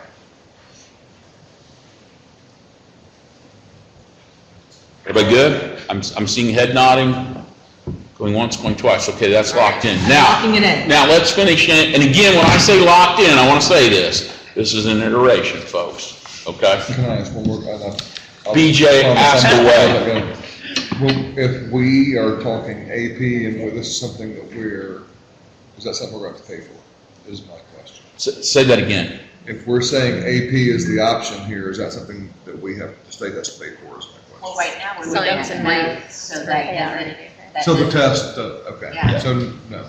And some of those are going to be paid for anyway right now, Yeah. the way that is. We can make a recommendation. So, So question from our practitioners, how, maybe defining that C, is it defined locally or C minus, C plus, something to consider? Which doesn't seem like a big deal here at the table, but if you're at the local level trying to implement something, that becomes a big deal. So just something to consider. C or above. Correct? To C or higher. Is a C Yeah. a C, A C or is a or C higher, minus so a a C B? minus is C out. or higher. I That's would how I say, currently have that's it. what C or higher. No C minus, no B plus. and that's local. Should we continue? I think we should continue. So let's finish these, since we still have them sitting here. Did you want Trish to answer that question about college? I do, but I want to finish ACT, SAT first. Can we do that? And then go into, I want to talk CLEP a little bit, just because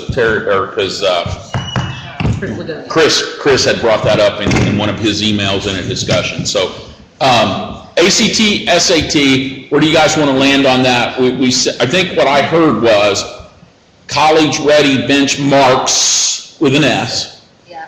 And then the question becomes, what do you want to do with the GPA? What was Susan's recommendation? What was your recommendation for GPA? Oh, just add the words, "and at least a 3.0 GPA." We don't think it's a good thing to just talk about test scores. You need to also show value in the students' time and effort of the 4 years they're in their classroom, doing the work, getting the grades. That's very important. But couldn't we address that same issue by having some sort of distinction honors option that included a GPA? Because those are the students that Purdue West likely, you require them to have an honors diploma, right? Which includes. That's what I was going to ask, whether the diploma could take care of that piece. I think it can. Since we're going to give a recommendation. Okay, so are you saying you're going to put academic honors within Right, here? that's what I mean. No, we're saying that academic honors today, and it would likely a distinction or whatever we go with, would require a 3.0 GPA as part of graduating with an academic honors diploma. Yes, it's a B or better, but yes. I mean, an honors diploma might even have a higher SAT, ACT cut score as it does currently. You have to have a 1250 on the SAT. But you know, the SAT and ACT scores are within the diploma too today, but you pulled them out and made them their own proficiency. So that's the point we're trying to make is if you're going to do that, then you also need to say something about GPA. It's sending a weird message, I think, to students. I understand what she's saying there too, and I could take it or leave it. I mean, I understand that we heard a lot from colleges that grade point average are important. Could you make the academic honors, at least as it stands today, a proficiency in this list? Because we know we're going to revisit it. We know what it is. It's a thing. Well, versus saying college ready. If that's what we're doing, you're just saying what you want us to do is to put the SAT, ACT, and grade point average, and then we've kind of met part of a good chunk of that. I'm saying replace that with a line that says academic honors diploma. I hate using the word diploma, but academic honors diploma, basically because it catches everything that we want to see in that college-bound student versus listing it out, test score, GPA. Mm-hmm. But then if we want to come back, as the superintendent said earlier, and make adjustments to the honors diploma, then we're going to relitigate that again too. So why don't you just focus on the core parts of proficiency that might apply to any diploma option, and then you could package it at the end.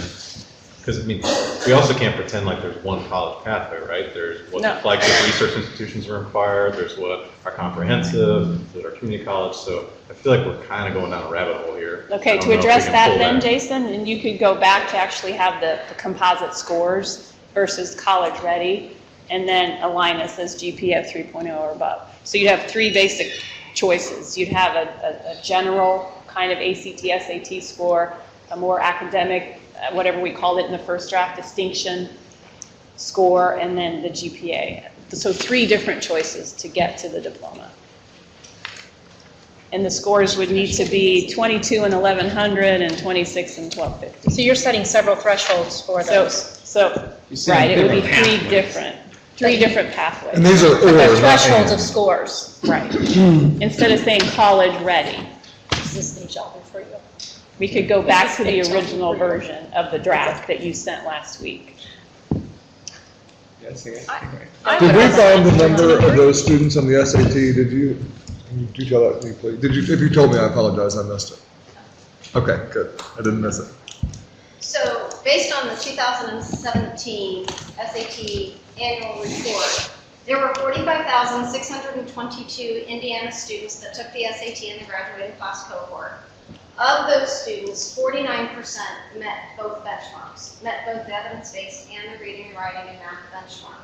Of that group, 77% met the evidence-based reading and writing benchmark, 51 met math. When you bring those two together, and you get that 49% that met both, and 21% of those test takers did not meet either of the benchmarks. Thank you. So I'm trying to offer up a lower test score, I guess, to be a way to graduate as a choice. That's my concern. I would, not that I speak for Vincent's, but we had a lady here last week talk about they don't take the SAT or ACT and they take the AccuPlacer. So could we add the AccuPlacer to this for those who don't want to go to IU or Purdue that want to get a 2-year degree? Now, just to clarify, we did a follow-up with VU, and I'm not sure who on our team, maybe I'm on my own on this one, but we had a follow-up from AU, with VU, and they were comfortable with using the PSAT because they give their own AccuPlacer. So I just want to be careful. I'm not sure we're comparing apples to apples when we talk AccuPlacer with VU. I think AccuPlacer was used more to determine what level of remediation, where they were. Yes, so they were comfortable with us dropping it as high schools and just using PSAT, but they said they were going to administer it to their incoming regardless. So I think we have to be a little bit careful of. But a VU student would be a student who did a credential or apprenticeship or a CTE course, that would be very beneficial for someone going to VU. So they get it in other categories, I guess.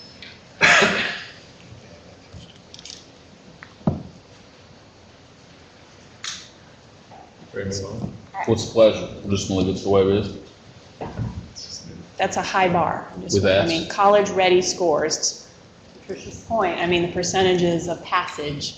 That's why I asked the question. You're talking, this is an option for 49% of students. I'm not saying we want to move it, I'm just saying we need to be realistic about, if we said everything. Well, I'm asking, do you want to move it? I think you have to be careful with that percentage because that's of our takers. Now, remember, if we're saying everybody has that potential, that pathway, that's of our current takers. Not everybody takes it. So you have those kids who are usually your higher kids that participate in. Do we know There are what some percentage schools of that give it to students everybody. take the SAT? What percent? Take About the- 60% of Indiana's students take the SAT. So 60%, so 50% of the top 60%. That's right. Are passing. That's right. I don't know that any of that data is particularly instructive because we haven't sent a clear message to students about what they need post-high school, right? I mean, I remember when the ECA scores first came out, the Algebra 1 pass rate was in single digits, and it was like the sky was falling. But then there was a pause, people regrouped, they realigned the curriculum, instruction, and now it's still, the pass rates aren't as high as we'd like them to be, but people are actually very comfortable with ECAs almost to a counterproductive degree. So I think what we're sort of suggesting is rather than just taking and retaking these ECA tests, we could free people up to focus on a different benchmark that's actually going to open more doors for a student. And I would be willing to bet that those pass, one, the participation rates are going to skyrocket, and then two, the proficiency levels are going to increase over time. But I think in 1003, the intent of our assessment, and Representative Baining, correct me if I'm wrong, was to make sure there was important alignment between Indiana standards and the assessment of choice. That's why we went with an ECA. So now we're saying for beyond accountability, we're talking for graduation, you can take a test that we've already said is not 100% aligned, that would need some tweaking for the purpose of graduation. So that's the other conversation. We can't just dismiss that. I think we're getting too much in the weeds on this issue. What really comes down to, this is a pathway, one of the pathways. And currently, whether, we're not saying it, but it's a pathway for academic honors. Let's just kind of recognize that and not try to think we're going to stick every student into this pathway. So this would be kids, that's why we have multiple pathways here, and that was what the intent was. We were trying to get away from the repetition of testing over ECAs, ECA. So let's just acknowledge that not all kids are going to meet this benchmark. We're setting it high enough, and we're going to recognize that, and that's why we're creating other ones. So I think we're getting too far down this rat hole that has no I agree with that completely, but I only see, of all of these, I would say we have 1, 2, 3, 4, 5, 6 benchmarks. And I would assume 5 of them are for what I would consider high flyers. I may be mistaken, but I would think 5 of those 6 are for high flying students. So either one, we have to add more options. And that was brought up today. And that's why we're looking at. But yeah, no, I'm not trying to water down the ACT, SAT, Yeah. but 5 of the 6 here are for pretty high flying kids. I think we're also we're losing sight of the waiver options that are outlined at the bottom too. We're saying these are proficiency options, or failing that, demonstrate that you've met another way, which is that you've actually taken that next step. Waivers. Gotten into a college. Thank you. You've gotten into an occupational training program. You have a job that's going to provide a living wage. You've enlisted in the Will that military. be able to happen in time for them? How would, same thing with the AP scores coming back, like, is somebody going to be gainfully employed in time to be able to walk for graduation? How do you make those waivers work from a time perspective in graduation? You're gonna finish on Wednesday and graduate on Saturday. You know, they're doing it in Chicago right now. So just so I'm clear on the waivers, is this the intent of the waivers? Can we, do you want to wait on that, Chairman? We can wait on waivers. Let's try to make Keep it going, better sorry. Because again, nothing can stand there. So, okay, so for now, we'll leave the college ready benchmarks as is. And again, we can iterate later. Tricia, can you talk, because this was brought up actually in a couple of emails this week for feedback, recommending, and one of those being from the Rural Schools Association, the CLEP exams. Can you gave me personally a little rundown this morning on that. Can you sit there, talk to us a little bit about that, just so that then our due diligence of having gotten some comments about that as to what that would look like and whether we should even look at that or Certainly, not. Chairman. So I'm Tricia Renner, I'm with the College Board, and the CLEP program is the College Level Exam Program, CLEP. It is a series of exams in 33 different subject areas. It spans business, science, math, English language arts, foreign languages. It covers a broad range of topics. CLEP exams are administered online. They are administered by CLEP administrators or administration centers, which by and large tend to be colleges and universities. I looked up Indiana, and I'm sorry, my notes are sitting on my seat, but I believe there's 20 or 30, 40 different institutions across the state, maybe more than that, are currently CLEP administration centers. High schools can become CLEP administration centers if they'd like to do that. Students prepare for the exam. There are a variety of free resources that are available for students to help prepare. Unlike AP, there is not a corresponding CLEP course that is taught in a high school. Students would have to prepare, use available resources. Perhaps they're doing a course in their high school that helps them prepare, and then they would sit to take the course online. They would register and schedule to take the course. What's nice about CLEP is if it's a purely multiple choice test, which many of them are, the results are immediately provided to the student. There's no delay because it's a multiple choice auto-scanned assessment. And so there's immediate real-time scoring for the student. Do you know the cost of those? CLEP exams are $85. That's the cost of the exam. Many administration centers tack on a fee to help with the cost of administering, setting up computers, the process. So that fee may be anywhere from $10 to $15 for an administrative fee, but that varies by center. And what does this get? So just like with AP or IB exams, institutions can establish CLEP credit policies. Historically, those were set by institutions.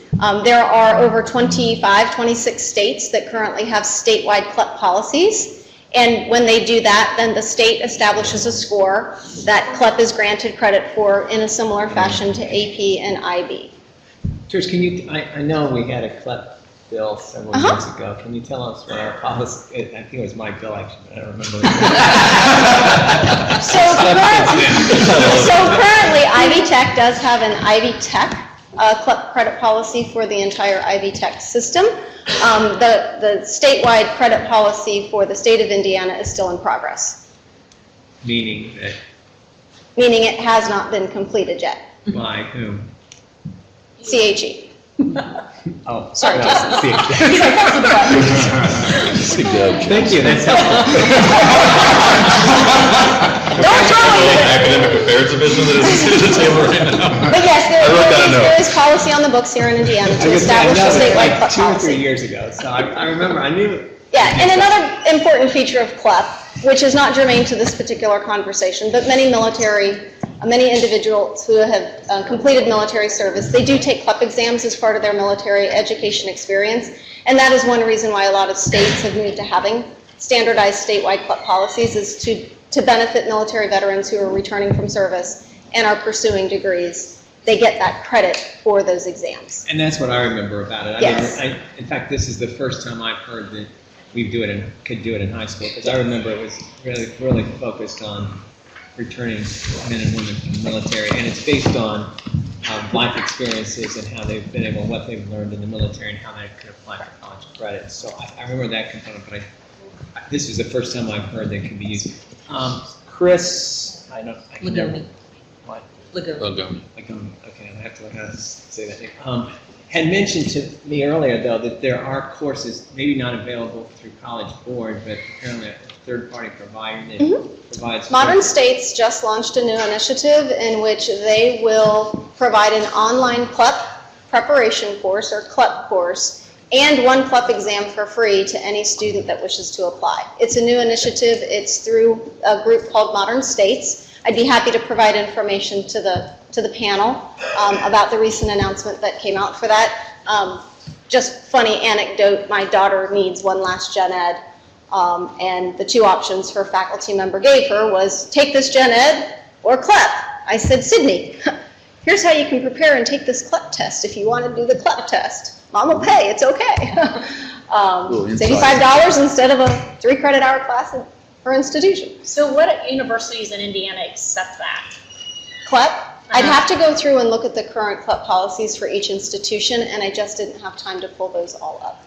So we do have a report. Purdue does not? I mean, on the College Board side, it's over 40, so it's very robust. We can pull down. Yeah, we have we have institutional CLEP policies available on our website. Like I said, I just didn't have enough time this morning to You didn't know I was going to hit you with that because I hadn't got. So Trish, would there be any let me ask this way to move us along here. Would there be any reason why we would not add this to this iteration? Because again, we're looking at options, right? We're not saying the school has to do this. So would it not make sense to have it on here as an option? If you would please get us some of that research and things that you had, and we can send that out before the next one. Could you give us just a rough, how would you set a benchmark for that? So there are CLEP scores, and the CLEP program recommends a score of 50, which is equivalent to earning a C in a corresponding college course. Just as we do studies with AP to know that a 3 or higher is equivalent to a student earning a C in a first-year college course, they do the same thing with CLEP. Okay. And so that score point that is recommended is a 50. When institutions set their policies, they may set them higher, they may set them lower. Most statewide credit policies are at the 50. So if it was a recommendation that a student earn a score of 50 on at least one CLEP exam, that could be a pathway, if that would be the will of the group, or multiples, or however. And one of the advantages is it's immediate. You get the response. The score is provided to the student immediately as long as they're taking a CLEP exam that does not have any open-ended essay-type questions, which is true in the English language arts. But like, for example, a science or a math or one of the business, the STEM-related areas, they're all pretty much all multiple choice. So for this iteration, would anybody be opposed to adding CLEP with a score of 50? We can do a little more research. We can have that as a discussion next time too. Anybody good with that as an option? I don't feel like I understand it well enough to have an opinion on it. Well, that's what, I mean, it'd just be in this iteration. And again, we're not saying a school with any of this, you're not saying a school has to, but it's an option for you to use. I think that's a reasonable thing. Okay, perfect, done. And I would just caution the panel that the only potential issue is, of course, the cost of the exam. And granted, while there is this current initiative with Modern States that would enable a student to take an exam for free, we don't know that that's going to be long-standing. So I would just make sure that the panel is aware that we don't want cost to be a barrier. Sure. I'm sure College Board should come with that then. Right. That one is above my pay grade, Representative. And again, it's an option, we're not requiring. Correct. But we're leaving that as an option if someone wanted to use that, as with all these things. Okay, perfect, thank you. Thanks to both of you. I would like to talk to Nathaniel Cranberry about the ASVAB. Well, we're going to. If I could get, so we're going to go to the ASVAB, and I would like for Nathaniel and David Ressler to come up, who were collaborators with us. If we could get, Mike, would you throw that chair over there with them, please? Not to tell you what to do or anything, but. You're not.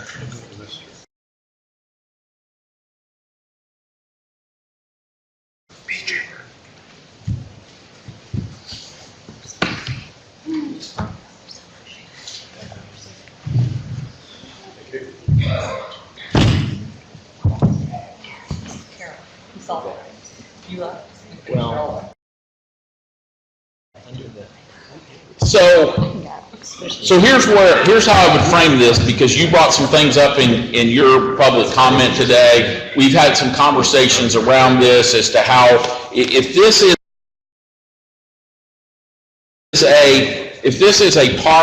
an option within our pathway for that, talk to us about how we should do that. And what you had talked more the explorer route as opposed to and I know that Delaware's done some things around this, Kentucky, we've heard some of those things. So I think I would just frame that discussion, and then so that the panel members can have this discussion with you all, please. First, I stated in the initial comments that there are two ASVAB programs.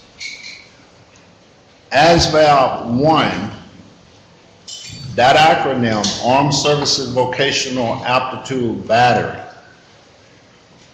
that is when a particular individual would deal with a recruiter or the recruiting command that deals with those particular individuals, because they have indicated that they would like to take a look at the armed services for a career path. The ASVAB CEP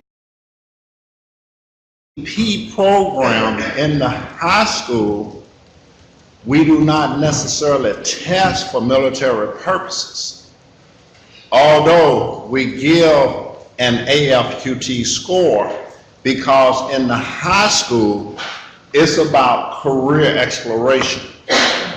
I guess, for example, the components of the program in the high school consist of the ASVAB test.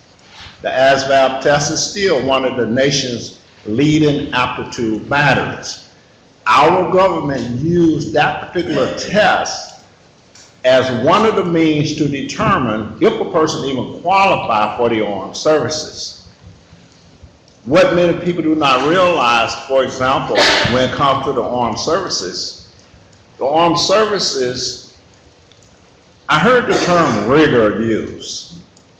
When it comes to the ASVAB test, what I do know is this: if a student does not do well on the ASVAB test, they will not do well on the ACT, SAT, any college entry exams, any end-of-course assessment. If they do not do well on that test, because it is an assessment. The other components of the ASVAB program in the high school is the ASVAB summary results, the Find Your Interest inventory, the Exploring Careers, the ASVAB Career Exploration Guide, the website, our website, www.asvabprogram.com. Every student that takes the ASVAB test, once we get those scores, we give that student their own personal accessibility code into a very powerful database. They'll never have to go to any other source or research anything pertaining to occupational careers. So in the high school, we have the educational and career plan. Students can create their portfolios. We have a coursework planner. So in the high school, we administer 8 tests: general science, arithmetic, reasoning, word knowledge, paragraph comprehension, mathematical knowledge, and then the technical subjects: electronics, auto and shop, mechanical comprehension. One of the things that in this program, I have been tracking over almost 80,000 students here in the state of Indiana over the last few years. I have many counselors that would tell me, Mr. Granberry, all my students going to college. And my comment is, that's what you say. But what does the students say? I found out of almost 80,000 students here in the state of Indiana, less than 50% have indicated they even thinking about going to college or a four-year college. About 9.2% stated they would look at a two-year college. 2.7% vocational tech school. 4.7% they're going to go to work. 12% stated that they will go into the armed services. But the number that is prevalent here is 23% of that 78,000+ students indicated, when I walk across that stage out of high school, I don't have a clue in my mind what direction to go as far as careers or occupation. So testing, the ASVAB test consists of those 8 tests that I just mentioned. We simply test in the high school. We take those 8 tests, collapse those 8 tests into 3 basic skills called their career exploration scores, consisting of their verbal skills, math skills, science and technical skills.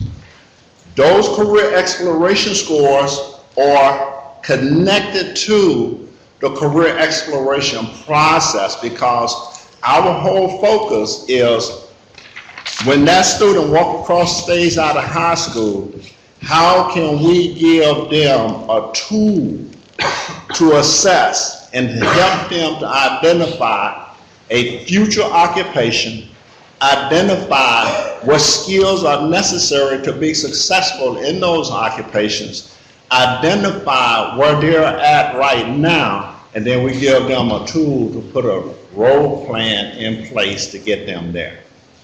We do not exclude the armed services. So we give them 3 types of scores: a percentile score, a standard score. That standard score is a national score, and the AFQT score. One thing that I generate for the high schools today is an ASVAB assessment report. And that's for that school eyes only. That school can take that particular report, take a look at their whole student body and all of those key subject areas and identify where those students are at individually, collectively as a school, and nationally, because those particular scores represent hundreds and thousands of people all across the United States. So when we look at the ASVAB in the high school, for those students that wants to take a look at the armed services, that AFQT score need to be a 31. I noticed that on the documentation, the score for the ASVAB was to be determined. That particular score probably should be, that cut score probably should be a 31. The portion that dealt with, I believe, I seen officer level scores. That probably should be, for consideration, extracted from that particular process. In the United States, for a person to be an officer in the armed services, they have to have a 4-year college degree. In this particular process and we dealing with high school students, if a student have a particular desire to go into the armed services, that's great. And I hope that many students have a desire to take a look at the armed services. Because bottom line to it, most of us sitting in this room would not even qualify for the armed services today. The reason being is because that population is basically about 18 years of age up to about 28 thereabout. The other thing most people do not realize about the ASVAB, when you talk about rigor, the armed services do not even accept GEDs. Most people don't realize that. But the armed services, that test, our government uses that test to determine if men and women serving and defending this country have the aptitude level and the physical capability to serve in the armed services. There are many things I could say about the ASVAB test itself, but it's not just a test. In the high school, even the scoring on the ASVAB is not a 1 up to 100 range. Most people that take the ASVAB score between 30 and 70. So therefore 50 is the means or the average. For the high schools, when I give them a ASVAB report, that high school can take a look at that particular report. And because of time, I would be glad to provide that kind of information to the committee for you can examine that information closer. But that is the second function of the ASVAB program. Career exploration, that's a given. But the assessment, my first assessment report to any school in the state of Indiana we gave out beginning this particular year. So the program in the high school, if you want to establish a particular score to look at, that cut score probably should be 31. That score probably should be a 31. Thank you. Dave, one fact that you gave this morning, and that's why I wanted you to, sure, that I thought was interesting, and then when I was talking to others, I couldn't remember the exact numbers. You talked about a 31, because my question to you was, because a lot of you know I've been struggling with this, right? What should the score be? And you made what I thought was a really good point of how many different job titles, I think you said job titles or what, does that, could you repeat that? I just thought that was interesting that related to now this score of 31, please. Sure, real quick. My name is Dave Russell. I'm a retired military professor of engineers in the Army, currently work for Army recruiting. And MLS is a job entry skill that the Army has. The passing score of a 31, whenever you're sitting down with an individual who's a potential prospect, the Army has over 150 job skills. Out of those 150, we have taken the ASVAB scores and we have aligned them to say, if you achieve this particular score, we're going to make you eligible for these particular jobs. Obviously, the higher the score, the greater potential for all the 150 jobs that are available to you in the Army. So of a 31, a passing score of a 31 might make you eligible for a lot of common skills within the Army, such as, I've written down a couple of them here, patient admin specialist, somebody who comes into the Army that does actual medical records and things like that. So that score of a 31 would make someone who would be interested in the Army, interested in the medical field, they'd be able to sit down and they would have a qualifying score along those lines. Vehicle mechanics, as well as human resource specialists, even railway operations. The Army does a lot of extensive stuff with train operations as well. And so there's a lot of those skills. A little bit higher score makes you eligible for things like a paralegal with the United States Army. And so the DOD, as well as the Army, has mapped those scores out extensively, because whenever an individual takes the ASVAB and the APFT, if someone is interested in the Army, we sit down with them and we can look at their scores, what they got in each individual category, and we have done the pathways. As we were talking about the two sessions ago, when we had the ASVAB and the other, Mr. Castillo down from Fort Knox, and they were talking about how the Army has done this because this is our bread and butter, this is kind of what we do. But that score of a 31, we have put the time and the effort into it and assessed it and determined that is the minimum cutoff score that we would need in the Army for someone to come in and be successful as a career that they're looking at. And you said how many titles were 31? You gave me a number this morning, I thought. That fall in that category? Yeah. There's probably about 25% of the career fields that are probably fall in that category. And as you go up higher, there's no magic cutoff score for each one. As you move up the chain in your different scoring fields, make you more and more eligible. Somebody who's over a 70 would probably be somewhere along lines of military intelligence, Army aviation, those really high-tech advanced career fields that they were looking for.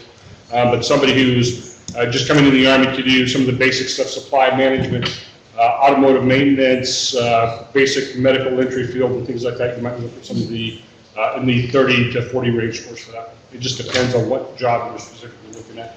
But the Army has 150 career fields, over 100 plus 50 career fields that we actually look at. Thank you. Yeah, when we had talked about, since we're looking at pathways, we had just talked about students enlisting and what that score would need to look like. So the 31 is what you're saying is sufficient for that? The 31 is the minimum score currently that we accept. So if you get, if someone is a prospect for the military and they have a 31 AQFT or higher, we have jobs available for them. If the higher that they score up the line, the more and more jobs we can talk to them about that they would be eligible.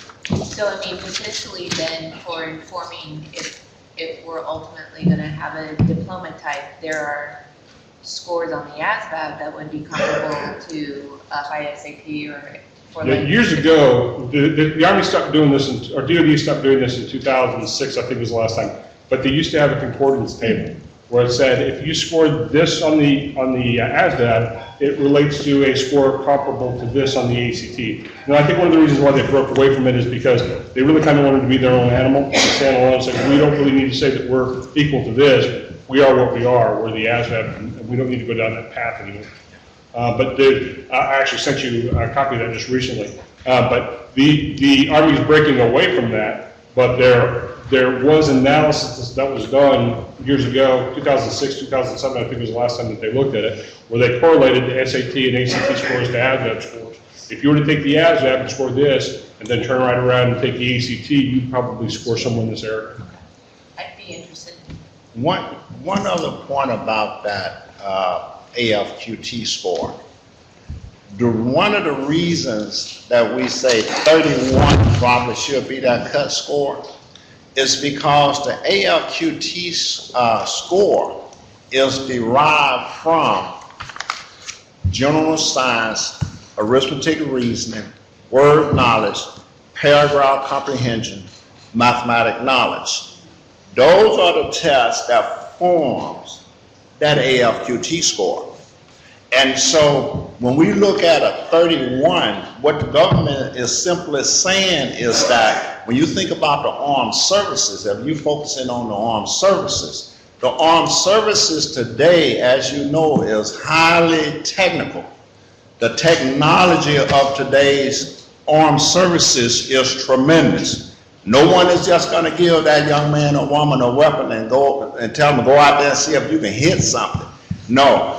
It's very, the technology today. So a AFQT score of 31, if an individual do not have a 31, I don't care how great they are, they do not qualify for any armed services. So that score the foundation of that particular score is derived from all of those major KSAs that students will need when they move forward.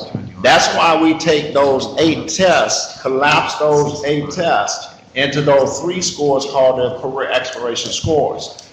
I stated that in the high school, we do not test for military purposes. That's not why we test in the high school. I'm not concerned with students going into the armed services. If that is a choice that student want to make, that opportunity is available to them. But once I get those career exploration scores, the next step in that process, I'm sure everyone is familiar with Dr. Hollins and the Hollins Code.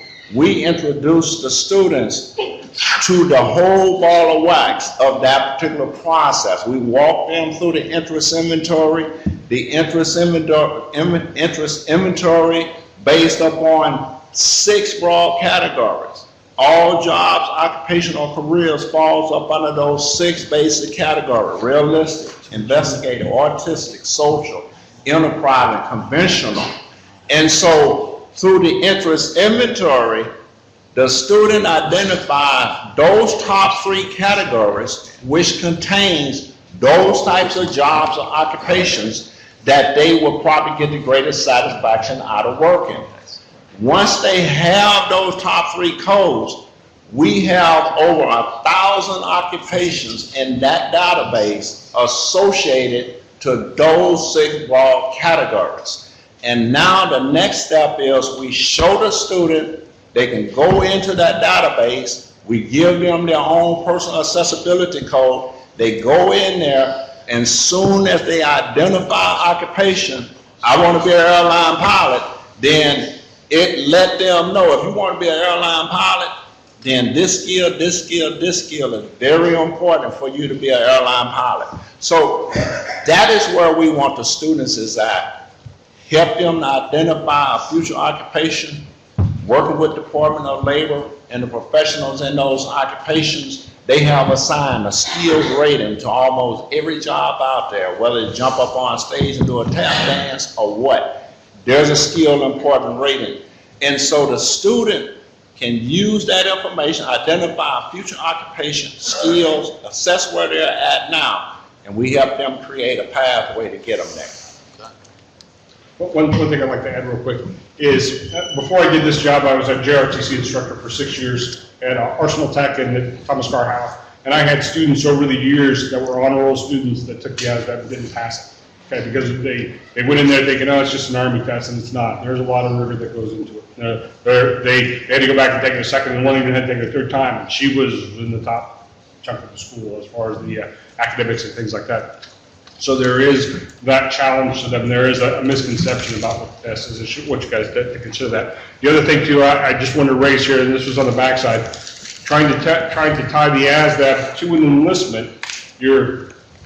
I think that might be something to reconsider. Just the ASVAB alone itself as the score that you look at, versus saying you have to enlist for us to consider this. Because if we are testing the school with 100 students, like next week, the 25th of October, they're doing Perry Meridian School. There's about 500 students that are actually going to take the ASVAB next week on 25th of October. If we were recruiting from that school and only recruiting 4 or 5 people out of that school, only 4 or 5 people would meet that criteria that you're looking at. Versus those other hundreds that scored well, if not better, that exceeded what the other students might have done, would not be considered for that particular scoring criteria. So just something to consider. Can I ask a question? And I should probably know this, but do you allow for accommodations? Yes. You do? I do have special accommodations. If the school worked that out with me in advance. Okay. We have students that, for example, they may need to be read to or something to this effect. I just didn't know for the purposes if they were looking at going into the military. It wouldn't qualify for the Army exam, for the Army. With accommodations, but you. But for the ASVAB, they can take that new requirement. Okay. So entire schools take the ASVAB, but only a small portion of them might actually be eligible for the military. Okay. Interesting, got it. BJ? Do we know, the officer score, does that number fluctuate or what? Well, I don't know where that language actually kind of came from.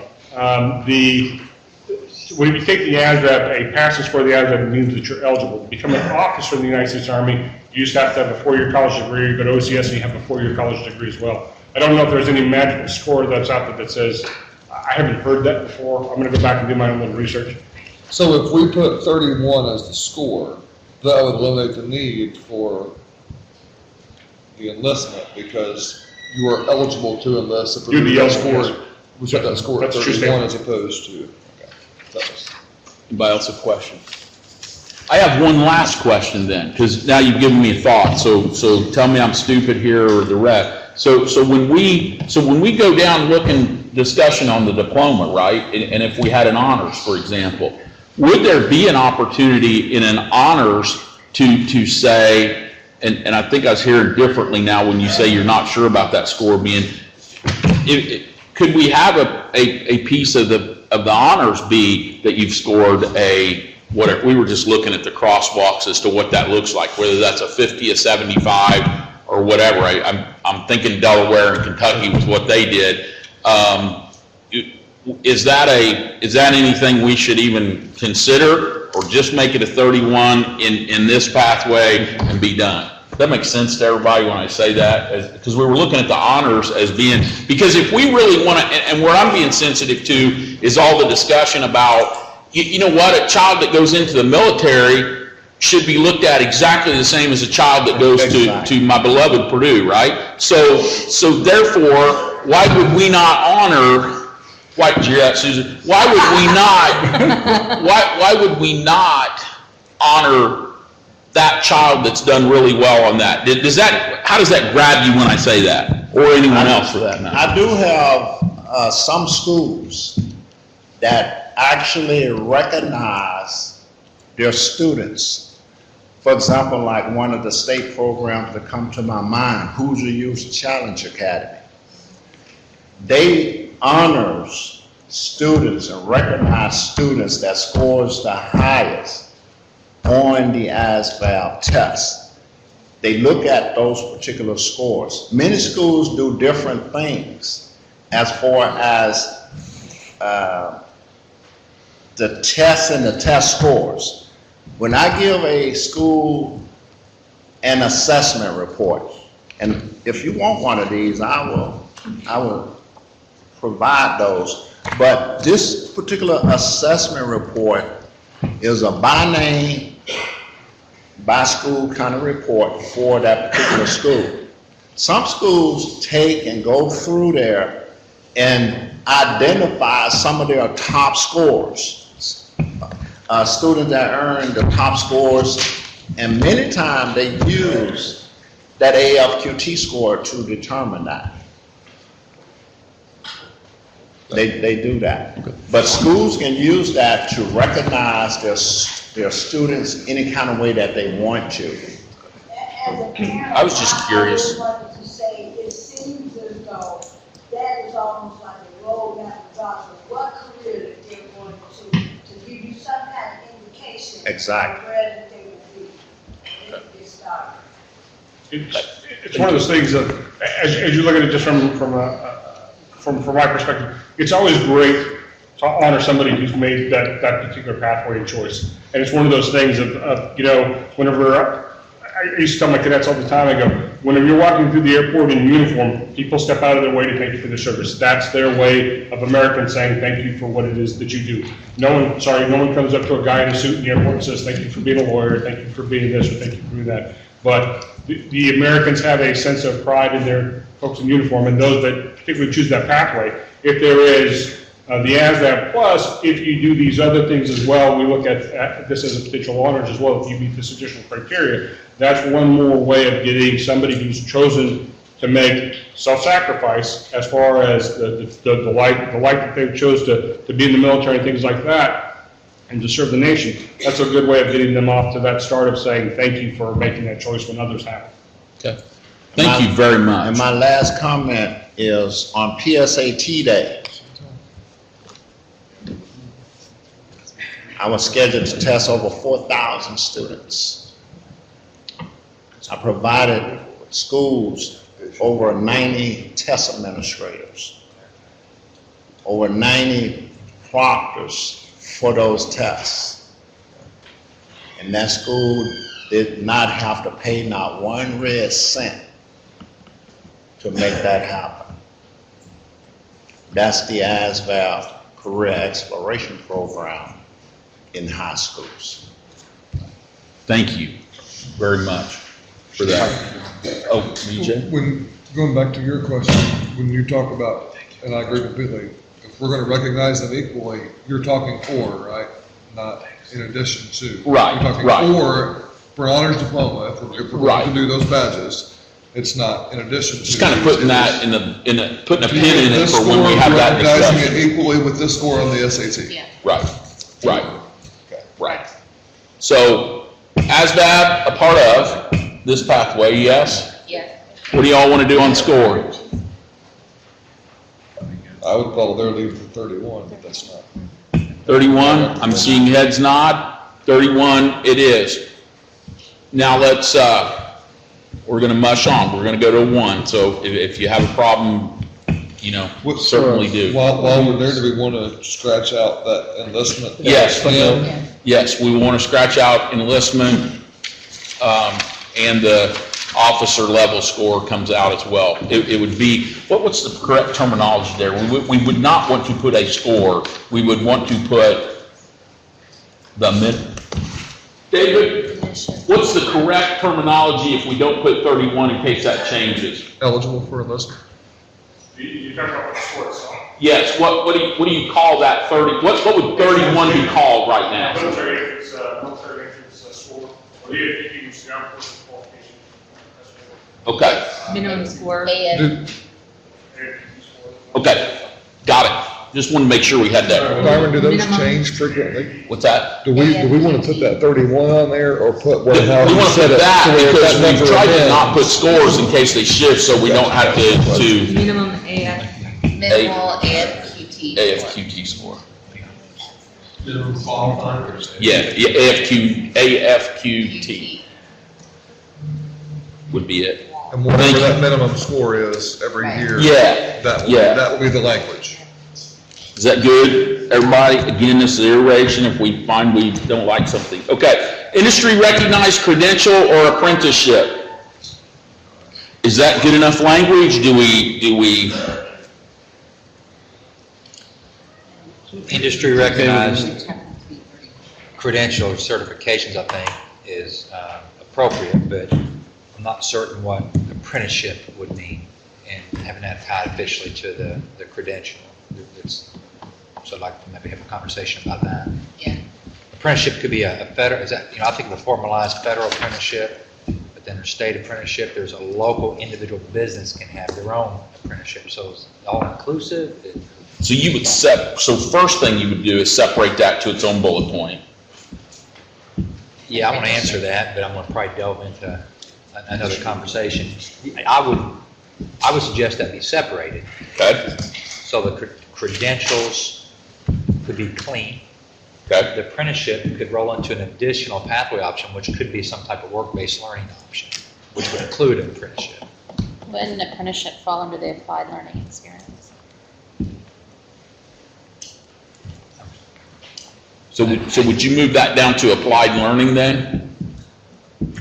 No. Leave it there. I'd like to talk a little bit, actually have it as an option. When I look within the high schools and our students and their plans and trying to make that next connection and the relevant education, a work-based learning option, to me seems appropriate. So Alan, how would you define that? If we stay true to what we've been hearing, how would you define that to mean the broadest of ways for a school to meet that with a student?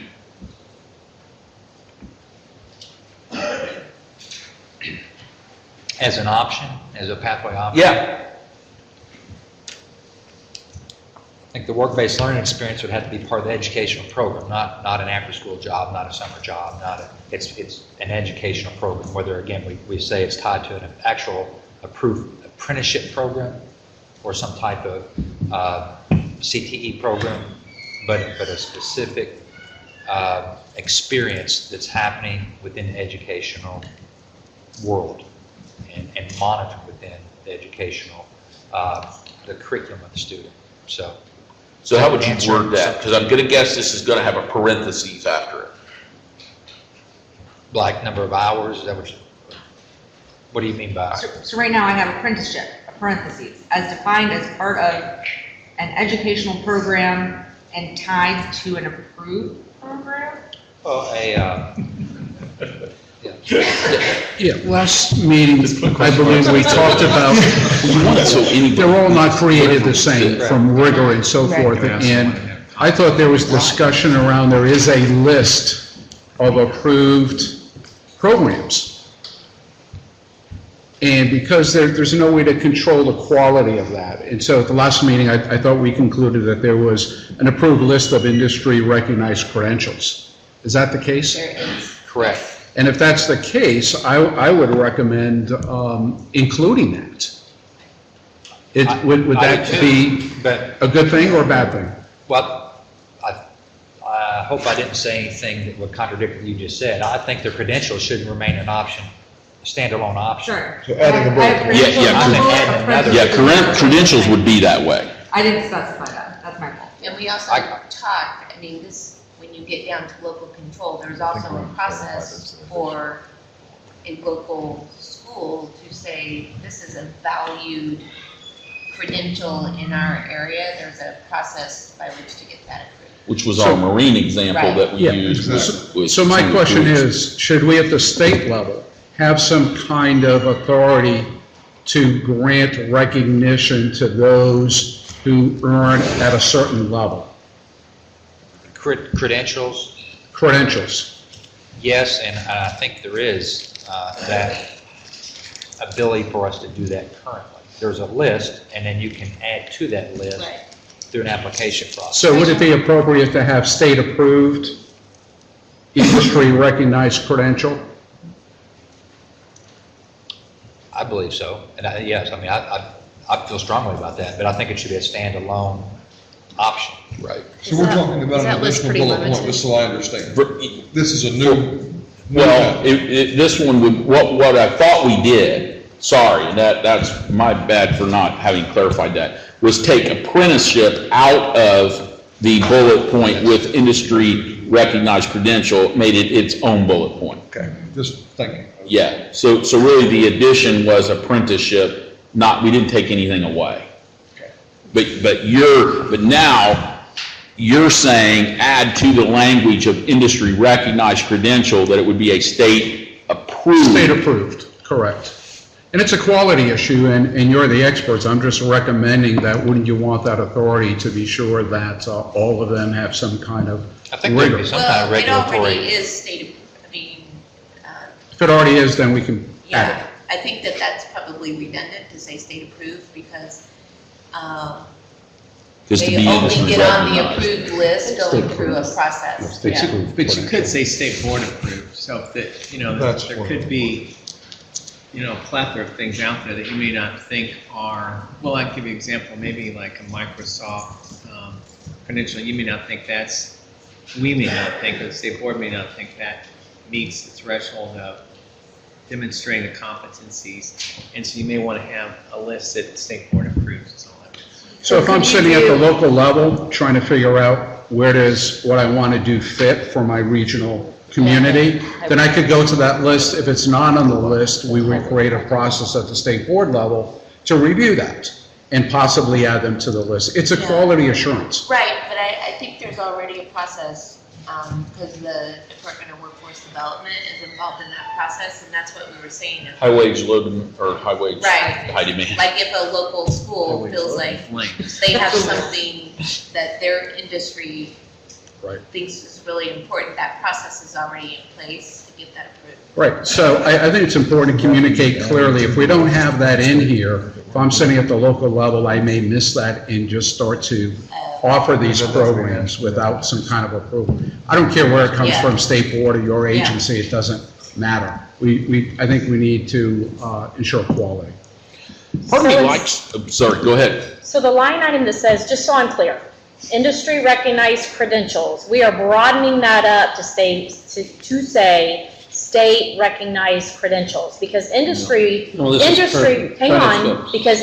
recognized credentials are only offered in certain, correct me if I'm wrong, pathways. So if you go into other pathways, there's no way you can get an industry recognized credential, but you may still be in the high wage, high demand area.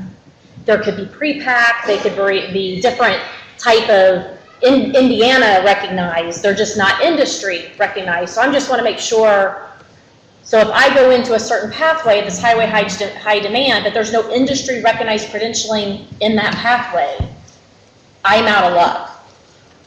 I think that's what David and Representative Baining were talking about, is we should add to that, give us the ability to approve anything regionally. Doesn't have to be industry recognized. If it That's is what I'm regionally asking. approved. Okay. If a school wants to innovate, they could bring that in. They can bring that to us and we can say. So it shouldn't say just, Right. then it's not industry recognized credentialing, it'd be industry and or state How about recognized state board credentialing? An industry Well- credential, parentheses, must be approved by the State Board of Education. Can be, I would say can be. If it's industry recognized, Can I be. think we keep that. Yeah, industry recognized, industry We recognized. keep It that. We're Industry approving those anyway, so what you want to do is leave space for innovation here by schools, so that if I have that opportunity, then I've got somewhere to go where I'm not bogged down in a bunch of bogging down to get it through. Which Just is state kind of what you're recognized, saying. industry recognized, or State. state recognized. And then the state board could recognize what it doesn't. There you go. So state or industry recognized credential? I think it gives us the flexibility we're looking for in those other pathways. So my question is, are all industry recognized credentials the same? I'm back to my initial point. So if the answer is no, then instead of or, it should be and. I'm sorry, Should be and instead of or. state and industry recognized credential? No. Or. Get mixed messages. If it's or, that leaves out the state approving it in some way. I would say the state, it's industry recognized, those all count. Or the state board can count. Right, but he's saying I'm not certain we should say every industry certification should count. There could be a nail gun certification. That's why his language does make sense. If we're going to own this to tweak and look at data, then I would say state board personally. If we're going to own this and tweak it as we go via data, like has been suggested. Why don't you work, but don't you think it makes sense maybe to collaborate with DWD? Well, I think so, maybe in collaboration with DWD then. How about that? I'll work with them to create the guidelines and then, but the and makes sense to me. And I understand I what was Dr. assuming that collaboration, so sorry, thank you. I understand what Dr. McCormick's saying. Past precedence, though, is that the term industry hasn't been an obstacle to prevent those other types of certifications to be on that list, because currently the list that we have as a state includes very well-known industry recognized certifications and other types of certifications that are meaningful that Dr. McCormick is referring to. So, and I understand what she's trying to protect, to be sure that it's not misinterpreted in the future. Past precedence is, it's not, it really hasn't been, but I can see how it could be. So let me make sure that we got this clarified. I'm going to use an example here. So if in my ag program in Lebanon, Indiana, I'm working with Ag-Reliant Genetics, and we come up with this creative idea that they need lab technicians and we're going to certify them, they could go work there or wherever, right? And that might not be on some list, but if I want to come to the state board through my school or to the DWD, whoever, that then I can say, hey, look at what we're innovating here. This is pretty good. Here's what we're doing, and I outline all that for you. Ag-Reliant says these kids are ready. Then I'm going to get approved somewhere, right? Yeah. And I could come to the state board and do that, given what we've just written, right? So that I'm not bogged down anywhere for a school to innovate. Right. Why couldn't you, I agree with you, but why couldn't you add an apprenticeship to that? Because, I mean, it really falls in, if you're in the industry, state board approved, I mean, they come up to you with an apprenticeship model. And Then let's put that same language with apprenticeship and leave it separate, and you could be killing two birds with one stone there too. Is this also work-based learning, or is that something different? Well, I would argue that all apprenticeships are a form of work-based learning, but not all work-based learning is an apprenticeship. Apprenticeship has the highest standard of integration in the workplace. Alan, do you agree with that? I think you're accurate in that type of description.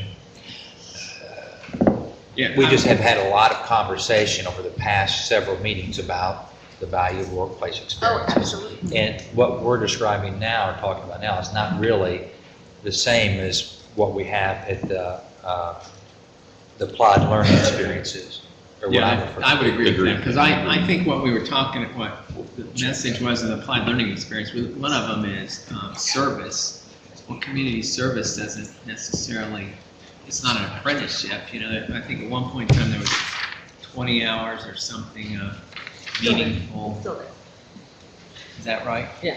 So I guess I look at apprenticeship as being, like you say, Beth, the highest level Yeah. of a work-based, and that's why I would put it under up above. in That's terms of- that's what I'm saying, because you're career ready if you. Exactly. Right. So I would, that's why I think it aligns very well with industry recognized credentialing, and I don't care if they have a separate line that says apprenticeship, but they still Yeah. have to go the same. I see what you're saying. I agree. Jason, I know you have to leave. Do you have any final things that you want to make sure everybody hears? No, I think this will be to be continued. Okay, thank you. So one bullet, state, dash, and, industry, dash, recognized credential, parentheses, determined in consultation with DWD. Second bullet, state, dash, and, industry, dash, recognized apprenticeship, parentheses, determined in consultation with DWD. And what I would envision you guys, the state board, doing is saying, these are the type of foundations that we want in any apprenticeship program, so you give guidance to them so they know they can Right. create it around. You got the this. guardrails to innovate. Exactly. At that point. Okay, last one is complete. Everybody good with that? And then the last thing, if we want to get through this piece of the list today, would be the discussion on career and technical education completer, concentrator, where we're going to go. Originally, we had that as concentrator. I'm of the belief that it should be concentrator. Currently, many of our schools, they offer maybe enough high school credits to be a concentrator in CTE, but those students cannot even be considered a completer because there's not assessments in place that would allow them to be a completer. Business and IT, they really cannot even become a completer for all those courses. Or really ag. If there's ag, there's a landscape management, but past that, there's no other. So there could be no completers in that arena. There's just a lot of holes in that. And really, when we look at our any data, when you talk about research and data, whether it's state or national, the CT concentrator is usually that threshold that is used as the unit of measure that indicates success or future success, whether it's graduation rate or post-secondary placement. It's usually the CT concentrator. The students made a concerted effort to take a sequence of courses. So I would think that I like the concentrator much better. Alan, my issue with the concentrator was, and continues to be, so I take 6 courses and I get a D in all 6. That's a concentrator, and I've done it, but to me, that's a pretty darn low threshold to put in place. And I would agree that that's, you'd have to agree that that's the option that we're throwing out there, that you can get Ds on all of them and barely passing it, and you're still saying that's pathway. And I would challenge you that student's probably not going to have too many doors open to him when he or she walks out the door, because you set the threshold so darn low. That's why I would feel more comfortable if we had more, well, number one, a demonstration of competency, and number two, at least some indicator that student has the ability to go out and seek employment and find a job that's meaningful. And that's why maybe I would be more comfortable if you put a grade maybe behind it. But then There could be another potential indicator. I just don't think completer is really the right other indicator. We also did say that completer, the department's actually looking at assessments. You're working with CEL, that's what you said. So we are looking at some indicators that we could have tied to some of that. Those are for the ones, well, you're involved with that, like your pre-pack stuff.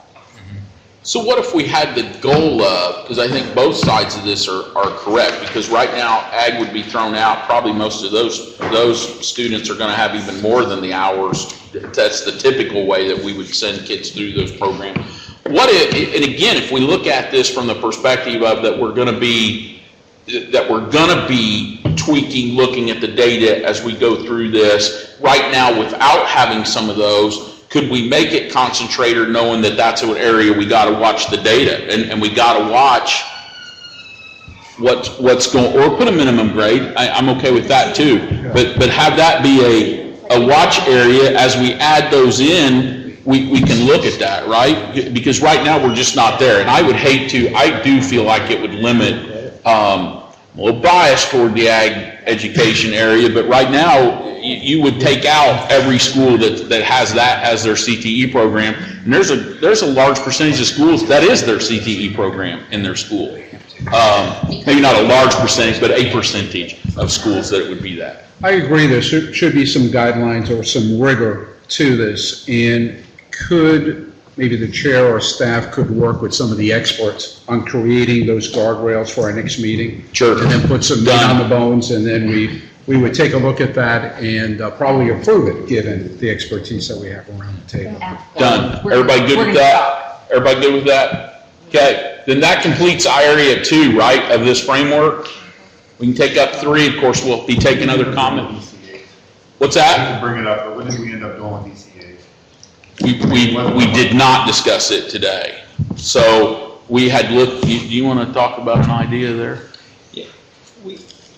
Well, as you look at this plan, ECAs were moved from a pathway to what we were kind of envisioning. First off, I think as we reflected back with a lot of discussion, and frankly, I think we've all had problems, and an ECA does not demonstrates what to who, nothing to most people. So just like even if we went with SAT as a benchmark, it only demonstrates to those people who are going to higher ed or post-secondary, to anybody else it means nothing as well. So what we're trying to do is we have to have something in post-secondary, we have to have something in secondary to meet federal benchmark.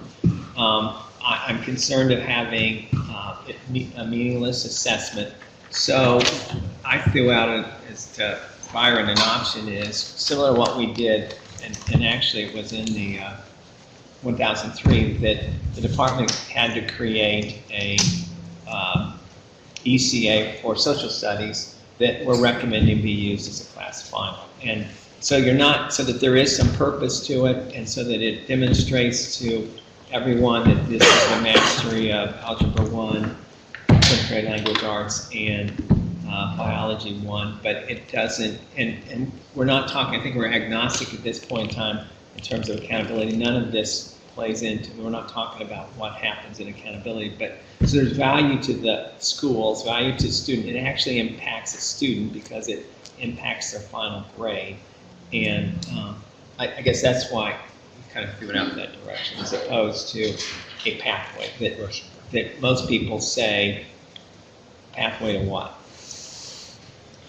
BJ? Representative, do you envision it still being administered at the same time, so we have the results back at the same time? So it would truly be a 3/4 final over those same critical standards? State law requires the department to have the last 6 weeks of school. Our current vendor, I think, said they could actually, I don't know, with the proposed, I hope that the RFP, you guys are involved in that, said that they could have responses back within 72 hours of the closing of the last testing window. So we anticipate it to be at the end, so it would actually be a final. It would not be a second half of the second semester. It would actually be a final.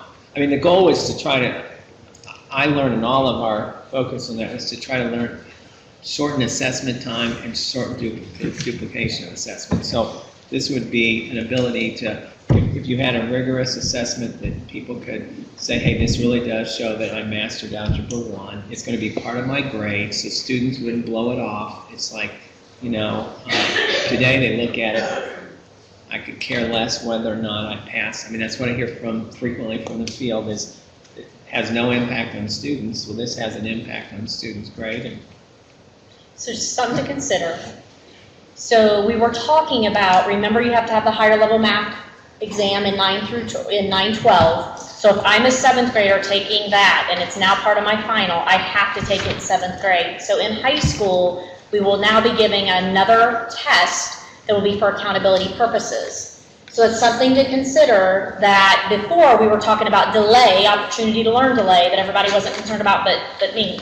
Opportunity to learn where you can take it in 7th or 8th grade, you take that final, or you take the ECA once you hit high school, that's your high school exam, whether it's first semester 9 or end of the first year of 9 if you took it in 7th and 8th grade. Now, if we're saying it is part of a final exam for that course, you will take it in 7th grade. Now you are taking another higher level math course for accountability. You have to. I mean, according to ESSA, unless someone's got something up their sleeve to get us out of that. So, just something to consider. So that whole push of accountability would be delayed, but based on ECAs, now this becomes a totally different conversation if it's final. I'm not saying good or bad, I just want everybody to think about some things, because I know for high school folks in the audience, they're sweating bullets at this point.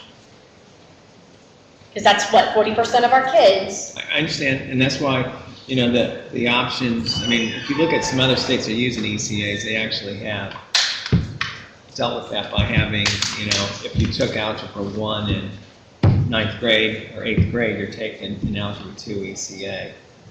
Because of feds, I totally agree, they require more rigorous standards, and that's one of the challenges that. Yeah, so 40% roughly of Indiana would be. And I don't think we don't want to suggest to those kids that they not take that Algebra 1. We also want to make sure they take 4 years of math in high school, so we don't want them to stop that progression. So. But that was just the way, you know, I thought was, hey, there's always this argument about there's no value to students when we take these assessments. And this, even if, I mean, you say it's graduation, you know, they don't think about it that way. You know, I think they think about final grades having a little bit more value, so. David. So I read ESSA, the ECAs are not required, is that correct? It just requires an assessment in secondary. Right, so we don't need to do ECAs, and the value of them was questioned at the last meeting.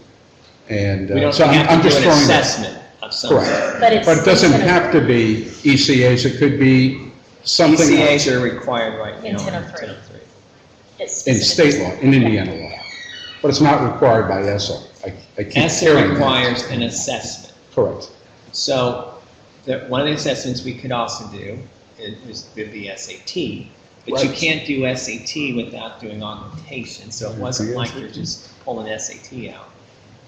You could do, like we have now, an ISTEP 10, which is, you know, still means, and all those questions, all those tests mean, what do they mean? They mean different things to different students. If you're college bound, SAT means a lot to you, but if you're a tech ed, it's just a test I'm taking that you're telling me to take. So the feds have mandated we have to assess it. But I want to think through this. So our accountability tests will not be a pathway to a graduation. At least, like, if I know what you're saying, like, you know, it targets populations, but for some kids that could be a pathway to graduation.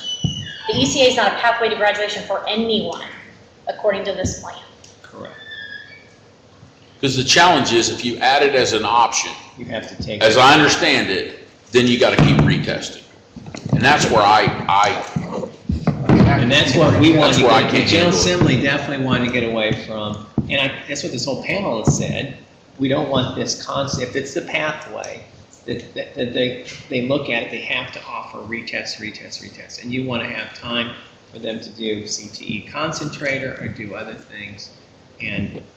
I mean, the reality is... So if that's true, then why isn't that same concept for ACT, SAT, would have to retake? Because if it's a graduation pathway, how do we say you've got one time? What's the difference in that? And I'm just asking, what would be the difference in that versus an ECA?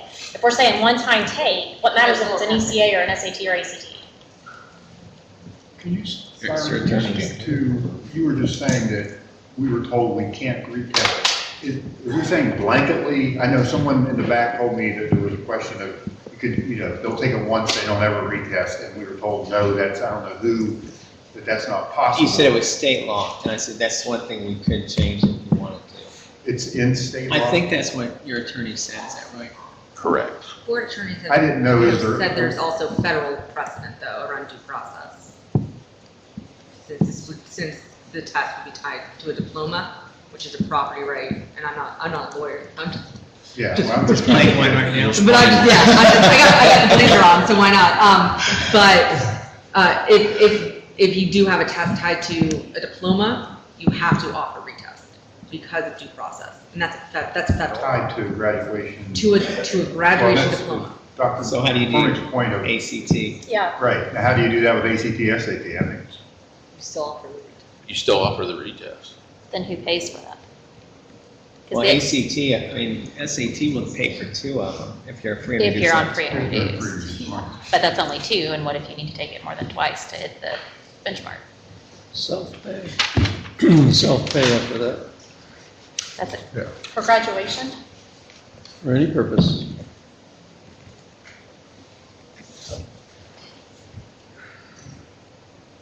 You know, one of the things that I continue to hear about the ECA, and I'm kind of middle of the road, but is that we do pretty good with how it's prescribed for our high flyers. But is the ECA another option available to demonstrate some level of competency for these kids that have to work a lot harder that aren't necessarily going to be the high flyers? And that's kind of what I hear as trying to keep it as an option. And that's where I kind of fall too. If we could guarantee, and I'm hearing you tell me, no, we can't, that we could leave it as an option. You can take it once. If it doesn't, you have to go to you have to choose a different option. If that's an option, I would be for it. If it's retest, I would not be for it. I'm sure we can get an attorney to argue both sides of it, but. From my understanding, you cannot offer it only as a one-time thing. Could we ask for AG opinion on that? What's that? Could we ask for AG opinion on that? Not right now, I'm just saying, can we have that? We for need to next ask time? pretty darn quick if we're gonna make decisions. Well, because you're under the same thing with ECA, SAT, ACT. That's, I mean, your schools will be in a continual testing, because if we say you have to test on-site for SAT, ACT, and ECAs, it will be a continual, and I'm just saying the reality of what Right. that looks like in schools. You will be retesting and retesting and retesting. Welcome to Ohio. We will get that. An official on that. I keep thinking we get an official, but then we never know for sure. Quick question, would it be the same if instead of stipulating the standardized test, you went the route of describing the honors diploma, that still be required? Just take it off and you mediation take test your argument off of that? Yes, No assessment. because we asked that question as well on the diploma. Huh? Let us get some clarification on that. Because I'm also hearing industry certification over here, is whether you. Well, I'm just saying Yeah, assessment no, assessments. I know, I agree. We were talking just now, actually, like Timothy McCormick said, credentialing and industry certifications have assessments too. Right. So, Well, I think now we have enough of a draft that we can have this analyzed now for that. Okay? So we will. And we'll have that out to you, we'll have that analyzation out prior to the 7th. Okay? Anybody else, anything else? Great work. Stand adjourned. No meeting next week. No meeting next week. We got Get a a week break. off. Unless, if you want to, Seven. we can all just The 7th. hang out together.